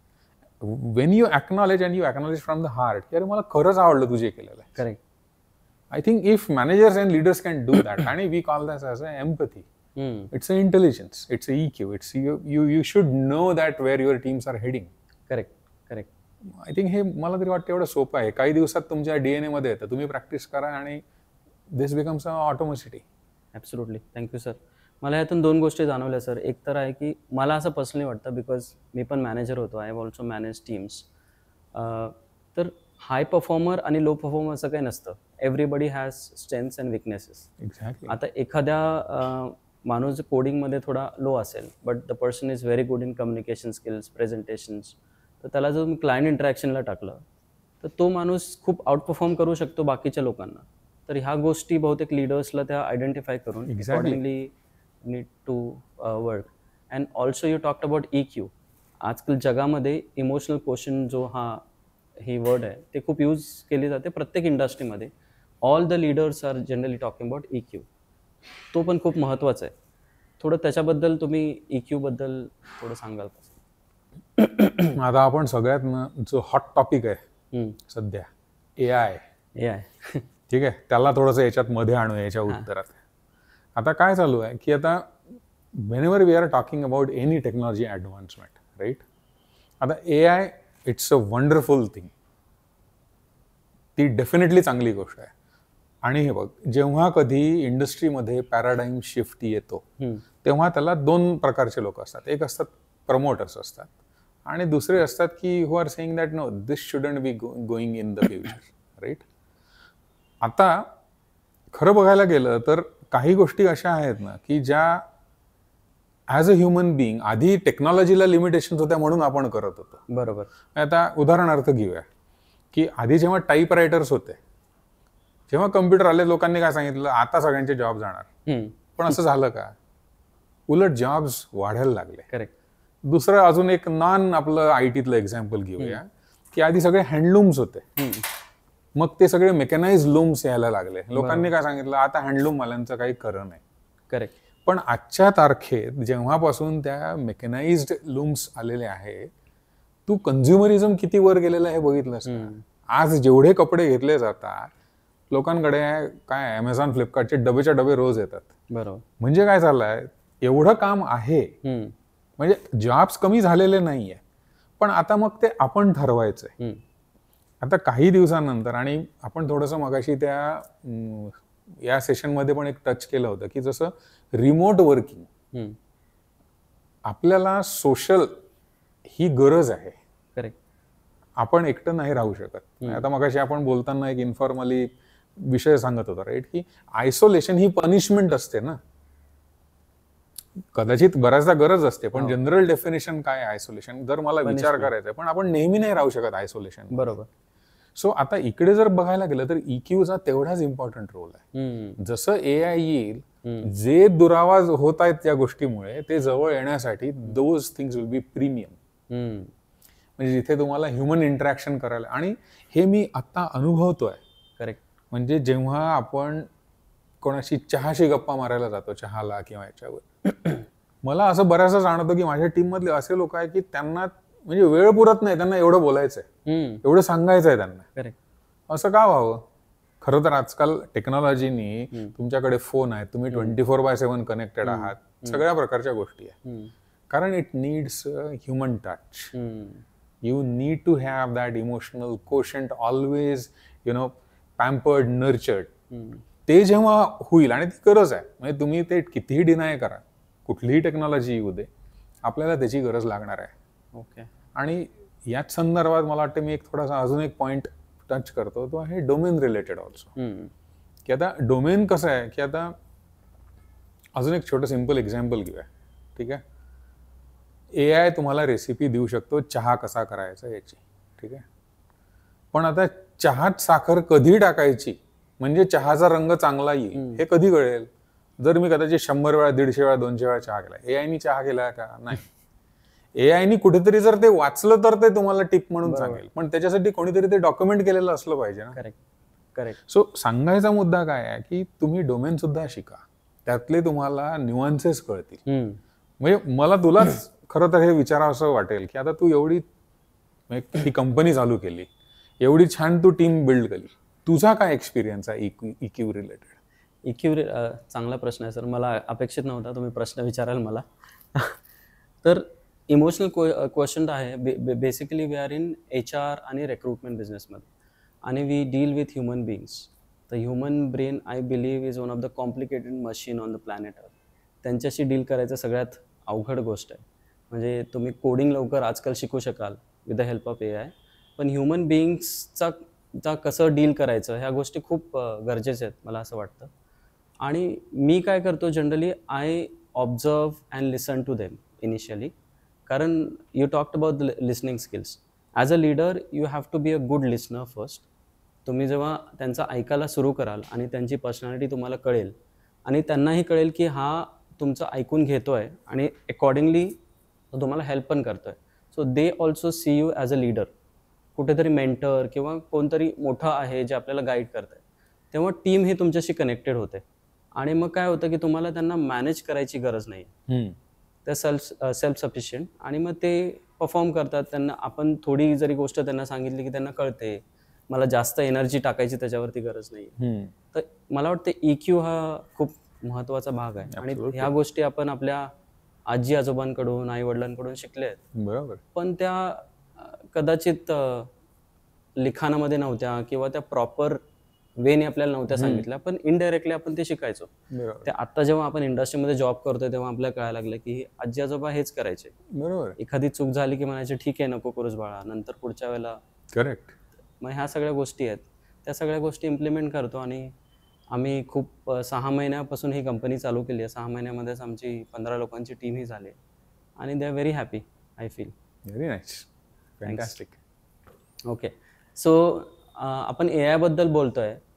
मला जास्त ए आयबद्दल नव्हतं बोलायचं कारण खूप सारे पॉडकास्ट आहेत ए आयमध्ये. पण ए आय असू दे किंवा सायबर सिक्युरिटी असू दे किंवा क्लाउड असू दे, ह्या सगळ्या गोष्टींमध्ये आजकाल खूप सारे जॉब्स आहेत मार्केटमध्ये. इव्हन डेटा सायन्स असू दे. तर तुम्हाला काय वाटतं की ह्या सगळ्या स्किल्सचे जॉब अजून पुढच्या 5 वर्षामध्ये राहतील आणि ते शिकण्यासाठी किंवा ते स्किल्स आणण्यासाठी मुलांना काय करावं लागेल? आणि हे फक्त स्टुडंटसाठीच नाही आहे, जे आता 2-3 वर्ष एक्सपिरियन्सवाले लोक आहेत इंडस्ट्रीमध्ये. Let's say somebody is working as a business analyst, त्याला ए आयमध्ये शिफ्ट व्हायचं आहे किंवा त्याला दुसऱ्या कुठल्या टेक्नॉलॉजीमध्ये शिफ्ट व्हायचं आहे, तर ते पॉसिबल आहे का? ते होऊ शकतं का? हो, म्हणजे छोटा answer is yes, shift is possible. आणि फक्त असं होऊ शकतं की त्याला थोडासा कदाचित त्या माणसाला वेळ लागेल, कारण तो स्क्रॅचपासून सुरुवात करतोय. करेक्ट. पण आता जर म्हणलाच गेलास की क्लाउड आहे, सायबर सिक्युरिटी आहे, ए आय आहे, याचं प्रेडिक्शन थोडंसं करणं मला वाटतं चुकीचं राहील. याचं कारण काय आहे की हे एव्हर चेंजिंग आहे. म्हणजे या सगळ्यातला जर कोणाला एकच गोष्ट सांगता येईल की काय कॉन्स्टंट आहे, तर चेंज कॉन्स्टंट आहे. आता ह्या job related me as a professional, म्हणजे समजा मी आता 1 वर्षाचा एक्सपिरियन्स असेल किंवा फ्रेशर असेल किंवा 5 वर्षाचा असेल, तर मी काय केलं पाहिजे किंवा मी कुठे गेलं पाहिजे किंवा मी हे केलं. मी काय म्हणतो, तुम्ही त्या चौकटीत अडकायचंच का? तुम्ही ब्रँडेड का होताय त्यात? करेक्ट. आज मी माझ्या अनुभवावरून सांगू शकतो की मला माझी पहिली परदेशात जायची संधी अशा गोष्टीमुळे आली जी मला ती कदाचित त्यावेळेला आवडतही नव्हती. मी इन्फ्रास्ट्रक्चरमध्ये आधी काम केलं होतं, मी नेटवर्किंगमध्ये काम करायचो आधी. अच्छा. आणि त्यावेळेला नेटवर्किंगचं काहीही मार्केट नव्हतं. म्हणजे ठीक आहे, तुम्हाला हार्डवेअर केबलिंग हे काय असेल तेवढं जुजबी जे काही आहे तेवढं होतं, पण ते करिअर नव्हतं. पण आजच्या तारखेत hardware engineering itself is a very wonderful career. Correct. मला माझी पहिली ऑनसाईट अपॉर्च्युनिटी जी आली ती त्याच्यामुळे आली, कारण मी सॉफ्टवेअर कंपनीत होतो, बाकीच्या कोणालाच माहिती नव्हतं हार्डवेअरचं ते कसं करायचं आहे. करेक्ट. सो सांगायचा मुद्दा काय आहे की तुम्हाला तिथे स्वतःला ब्रँडेड व्हायची काही गरज नाहीये. तुम्ही ते काम केलंय का? जर उत्तर हो असेल मग दुसरं काम करू शकता, जर नसेल तर ते काम करायचं. आणि याचं ना मी एक थोडंसं एक वेगळं उत्तर देतो. आणि ही गोष्ट मी माझ्या कॉमन याच्या डे टू डे लाईफमध्ये सुद्धा फार वापरतो. एक म्हणजे हा प्रश्न आपण स्वतःलाच विचारायचा की आत्ता हा जो काही प्रॉब्लेम आलेला आहे किंवा जी काही गोष्ट मी आता सॉल्व्ह करतो आहे, हे मी सॉल्व्ह करू शकतो का? आता याचे काय उत्तर येतील? हो किंवा नाही. जर हो उत्तर असेल तर मला माहिती आहे मला काय करायचं आहे. आपण म्हणतो ना की टेन्शन क्यों ले रहा है. करेक्ट. सो आपण मग की ठीक आहे, you know what is required to be done, then why you are worried. Absolutely. मग दुसरं आहे की तू याचं काही करू शकतो का? मग उत्तर जर नाही असेल मग तू काहीच, मग तू कशाचं टेन्शन घेतो? जर तुला माहिती आहे काहीच करू शकत नाही, wait, see how the situation evolves. So ह्या जॉब्सच्या याच्यात किंवा 5 वर्षानंतर काय होईल हे करण्याच्या ऐवजी मला असं वाटतं की start with what you have. Correct. जे आत्ता आहे तिथनं सुरुवात करा. Learn what you have in your hand. जे नाही आहे ते शिका. मला वाटतं रस्ता ऑटोमॅटिक तयार होईल. पहिलं पाऊल काय आहे? सुरुवात करा. यू डोंट वरी की मी आज क्लाउड केला नाही तर मी मागे राहील, असं काहीही नाही राहणार. आज नाही, 2 वर्षानंतर तुम्हाला जॉब येईल, पण त्यात नुकसान नसेल झालेलं. तुम्ही जे काही करताय ते मिनिंगफुल करा. करेक्ट. एकदा तुम्हाला जे कळायला लागलं की हे मी करतो हे इम्पॅक्टफुल आहे, तुमचे फंडामेंटल्स नीट व्हायला लागले, मला वाटते जॉब्सचे एव्हेन्यू ओपन होतच राहणार आहेत. Absolutely. Thank you so much. This was very important. एक शेवटचा प्रश्न आहे सर, याच्यानंतर आपण शेवटच्या भागाकडे वळूया. तो माझा खूप जिव्हाळ्याचा प्रश्न आहे की आजकाल मी बघतोय खूप सारे यंगस्टर्स जॉबकडे त्यांचा कल नाही आहे, त्यांना बिझनेस करायचा आहे आणि त्याच्यामध्ये त्यांचं फेल्युअर रेशो पण खूप जास्त आहे if you compare them with the other countries. तर त्याच्यामध्ये काय होतं, ते एकतर त्यांची एनर्जी जाते, त्यांचं कॅपिटल जातं, त्यांना जास्त असा काय अनुभवही नाही मिळत आणि मग ते डिप्रेशनमध्ये जातात, मग ते डिमोटिवेट होतात. आणि त्यांना नंतर जॉबही करायचा असेल तर त्यांचा 3-4 वर्षाचा गॅप झालेला असतो. मग त्यांना कोण जॉबही नाही देत, कारण तोपर्यंत दुसरी लोकं नवीन फ्रेशर्स आलेली असतात, पासआउट झालेली असतात. ते इंटर्नशिप नाही करू शकत कारण 4 वर्षाचा गॅप असतो. मग तुम्हाला काय वाटतं की आत्ताच्या युगामध्ये जॉब करणं महत्त्वाचं आहे का बिझनेस करायला पाहिजे मुलांनी? बरं, याचं उत्तर आहे, तुम्ही तुमच्या काय म्हणतो ना आपण ते यथाशक्ती तसं करा. म्हणजे आता कसं आहे की जॉब्स करून सुद्धा तुम्हाला खूप सुरेख आयुष्य जगता येतं. म्हणजे आता असं आपण पकडूया की आता मी लहान गावातनं आलो आहे. माझी काय इच्छा असेल की बाबा मी कुठेतरी एखादी चांगली नोकरी पकडावी, माझं स्वतःचं घर असावं, माझ्याकडे एखादी गाडी असावी, मी माझ्या आईवडिलांना ज्या काही त्यांना गोष्टी त्या करू नाही शकले मी त्यांना त्या प्रोव्हाइड कराव्या. बरोबर. माझ्या मुलांसाठी मी काहीतरी व्यवस्थित थोडी बहुत इस्टेट तयार करावी, मी कुठल्या तरी परदेशात जाऊन एखाद दुसरे दौरे करून यावे. करेक्ट. ह्या सगळ्या गोष्टी तुम्हाला नोकरी करूनही करता येतात ना. बरोबर. आणि बिझनेस करायचा आहे, करा, काहीच वाद नाही आहे. पण पहिले हे समजून घ्या की त्या बिझनेसमधलं तुम्हाला काय येतं. आता याला अजून एक सायंटिफिक टर्म आहे. आता समजा माझ्या डोक्यात एक आयडिया आली, तर या आयडियाला मी त्यात खूप इन्व्हेस्टेड असतो. ठीक आहे, याला एक टर्म आहे कन्फर्मेशन बायस. म्हणजे मला काय वाटतं की ही आयडिया आजपर्यंत कोणीच जगात विचार केलेला नाहीये, मीच एकटा आहे. बरोबर. पण आता याला दोन साईड्स आहे की असं नाही आहे की तुमच्याकडे युनिक आयडियाच असली पाहिजे बिझनेस करायला. खूप असे प्रॉब्लेम्स आहेत की, आणि आपल्याकडे एवढं मोठं पॉप्युलेशन आहे इंडियातलं की आपल्या इथे there is a equal share for many people in the pond itself. Correct. म्हणजे असं आहे का की आता जसं एकाने पिझ्झाचं आउटलेट काढलं, कितीतरी आहेत. पण मग आता त्यात काय होतं ग्रॅज्युअली की आता जसं तुम्हाला गावाचं आठवत असेल की आधी कसं STD PCO होते, मग तो कॉइन बॉक्स आला. बरोबर. मग नंतर तिथे झेरॉक्सचं दुकानही आलं. बरोबर. मग ते लोकांना लक्षात आलं की अरे हा फोटोकॉपियर आहे, झेरॉक्स आहे, हे आहे, मी पण काढतो. मग जी 2 रुपयाला जी फोटोकॉपी होती ती 4 आण्यावर आली, रुपयावर आली. करेक्ट. म्हणजे काय झालं, तुम्ही त्या सेम सेगमेंटमध्ये कॉम्पिट करायला जाता. बिझनेस करणं काहीही गैर नाहीये, पण त्यात तुम्हाला त्याची माहिती असली पाहिजे. त्यासाठी तुम्ही सुरुवात तुमच्या नोकरीतनं करा. बरोबर. कुठेतरी ते शिका आधी तुम्हाला जे करायचं आहे. तुमच्या आयडियाज आहेत बरोबर आहे, पण तुम्ही ते करून हे सुद्धा करू शकताच ना. आज तुमच्याकडे एवढे रिसोर्सेस आलेले आहे, आज सगळं घ्यायचं, ते सगळं वाया घालवायचं आणि नंतर विचार करायचा की आता कुठे सुरुवात करू, करता येईल. सोप्पा अजून एक आपण एक्झाम्पल घेऊया. आता आपल्याकडे एवढे इंडस्ट्रियलिस्ट आहेत, है ना. टाटांचं नाव घेऊया, अंबानींचं नाव घेऊया, आहे की नाही. आता ही सगळीच कामं काही सगळी लोक करतात का? नाही करत. किंवा आपण असं म्हणू की आता बरं यांचं नेक्स्ट जनरेशन डायरेक्टली येऊन बसतं बोर्डवर, असं नाही आहे. बरोबर. ते ऍक्च्युली त्यांना कुठल्या तरी त्यांच्या स्पेशलायझेशन कुठल्या तरी प्लांटमध्ये आधी काहीतरी काम करायला पाठवतात. फक्त एवढंच असतं की ते सगळ्यांच्या नजरेत येत नाही, ते कुठेतरी शिकतात आणि मग येतात. बरोबर. सो बिझनेस करा, पण तो काय ओव्हरनाईट सक्सेस नसतो. करेक्ट. 100तनं एखादी केस असते की होऊ शकते, एखाद्याला एकदम युनिक आयडिया मिळालेली आहे, पण ती सगळ्यांनाच मिळेल असं नाहीये. सो तुम्ही ते आधी ते जज करा. आधी नोकरी करणं काहीही गैर नाहीये. आज एवढ्या 150 कोटी पॉप्युलेशन असलेले लोक सगळ्यांनी म्हटलं मीच बिझनेस करणार, मग तो चालणार कसा business? We need a skilled people. आणि तो बिझनेस जो काही आहे ना, तो त्या एकट्या माणसामुळे नाहीये. बरोबर. ती जी स्किल्ड लोक आहेत, ज्यांचा अनुभव आहे, त्याच्यामुळे तो चालतोय. बरोबर. सो माझ्या मते यावाला एकच डायमेन्शन नको घ्यायला आपण याला. मला असं वाटतं आधी तुम्ही थोडं शिका, अंडरस्टँडिंग घ्या, मग तुमच्या आयडियाज त्या प्रगल्भ होतील. तुमच्याकडे राईट डेटा राहील to make that decision and then you do that. Correct. हे खूप महत्त्वाचा मुद्दा आहे सर ऑडियन्ससाठी. सर आपण आपल्या पॉडकास्टच्या शेवटच्या भागाकडे आहोत आता. तर मला एक प्रश्न विचारायचा आहे, तो माझा पर्सनली प्रश्न आहे तुमच्यासाठी, आणि मी खूप साऱ्या लिडर्सला हा प्रश्न विचारतो की तुमच्या करिअर जर्नीवरती प्रभाव टाकणारं असं कुठलं पुस्तक आहे जे तुम्ही आपल्या ऑडियन्सला सजेस्ट करू शकता? माझ्यामध्ये एक पुस्तक तर नाही आहे असं. मला असं वाटतं की पुस्तकच नाहीत, पण बऱ्याचशा माणसांनी, लिडर्सनी किंवा मला जे कॉन्टॅक्ट्स, घरचे, आपले नातलग, ह्या सगळ्या लोकांच्या मदतीने मी घडलो. तर मला असं वाटतं एक पुस्तक नाही, पण मी रिसेंटली सध्या एक थिंक अगेन नावाचं एक बुक वाचतोय. ऑथर आहे ॲडम ग्रँट. सुंदर लिहिलेलं पुस्तक आहे आणि छोटीशी कॉन्सेप्ट आहे त्याच्यात. त्यांचं असं म्हणणं आहे की कुठलीही गोष्ट आपल्या करायची ना एक पद्धत असते आणि त्या पद्धतीला आपण रुळतो किंवा सरावतो. थिंक अगेनचा कॉन्सेप्ट काय आहे की जर तुम्हाला ती परत करायची जर वेळ आली तर ते तुम्ही किती व्यवस्थित वेगळ्या पद्धतीने करू शकाल. आणि त्यात त्यांनी खूप सुंदर सुरेख उदाहरणं दिलेली आहेत. मला वाटतं कधीतरी नंतरचा चर्चेचा वेळ होईल, पण ते छान आहे. मला वाटतं सगळ्यांनी वाचता येईल असं ते बुक आहे. थँक्यू. नक्कीच आम्ही वाचू ते पुस्तक सर. त्याच रिलेटेड एक प्रश्न आहे. तुम्ही तुमच्या 22 वर्ष स्वतःला कुठला करिअरचा सल्ला द्याल आताच्या काळामध्ये?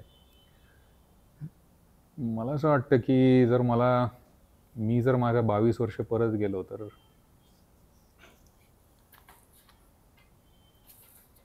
मला असं वाटतं की I think focus on more learning rather than earning. Okay. कारण अर्निंग होईल.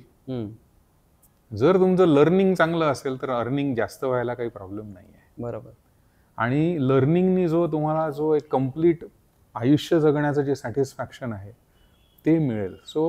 आणि सुरुवातीला मी हे फॉलो पण केलेलं आहे की मला असं वाटतं की सुरुवातीच्या काही वर्ष मी फक्त आंघोळीला आणि झोपायला तेवढं घरी जायचो. कारण तेव्हा शिकण्यासारखं भरपूर असायचं.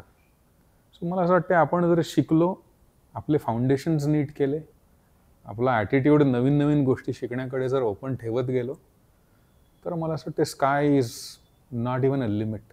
Then we will go beyond that. Absolutely. And we should strive for that. Correct.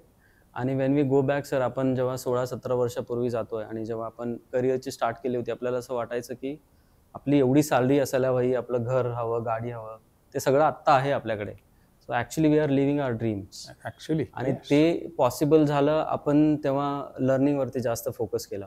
मला वाटतंय यू आर व्हेरी ॲप्ट की लर्निंगवरती फोकस केला तर अर्निंग बाय डिफॉल्ट होणारच आहे फ्युचरमध्ये. येस सर, अजून एक महत्त्वाचा प्रश्न आहे की आजकाल जे इंजिनिअरिंग किंवा कुठल्याही डिग्रीचे लास्ट इयरचे स्टुडंट्स आहेत, त्यांच्यासाठी तुम्ही काय सल्ला द्याल? त्यांनी काय प्रिपरेशन करायला हवं जेणेकरून त्यांना जॉब मिळेल किंवा ते बिझनेसमध्ये सक्सेसफुल होतील? ओके. सो आधी एक बघूया की आता अकॅडमिक्सला कसं आहे की एक सिलेबस असतो.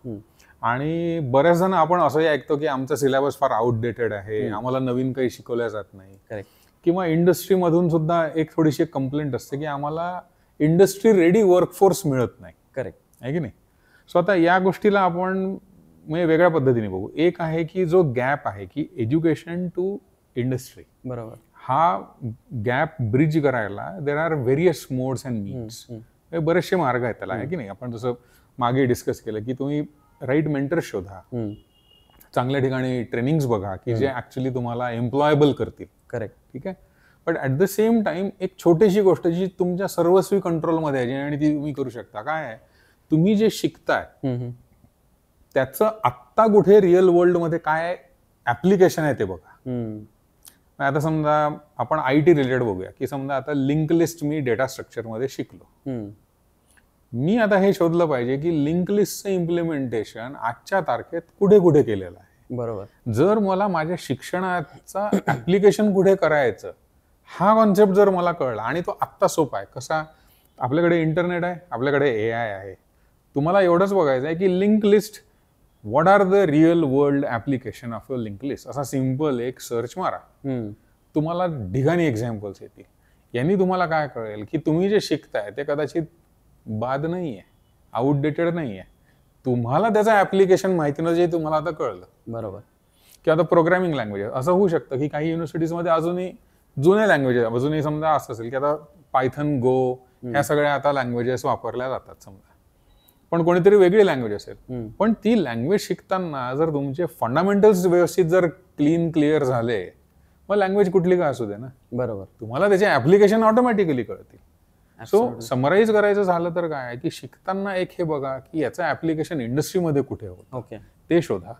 दुसरं की ऍक्च्युली इंडस्ट्री टू अकॅडमिक्स याचा मधला जो गॅप आहे तो ब्रिज करायचा प्रयत्न करा. मग त्याच्यासाठी वाचा, शिका, ट्रेनिंग घ्या, कोचिंग घ्या, मेंटर पकडा. Correct. Perfect. Thank you so much sir. अजून एक एक्झाम्पल देऊ शकतो आपण, जसे मेकॅनिकलचे स्टुडंट्स आहेत लास्ट इयरचे, कारण आता यावर्षीपासून मला वाटतं रोबोटिक्स पण अजून एक विषय इंट्रोड्यूस केला युनिव्हर्सिटीजनी इंडियामध्ये.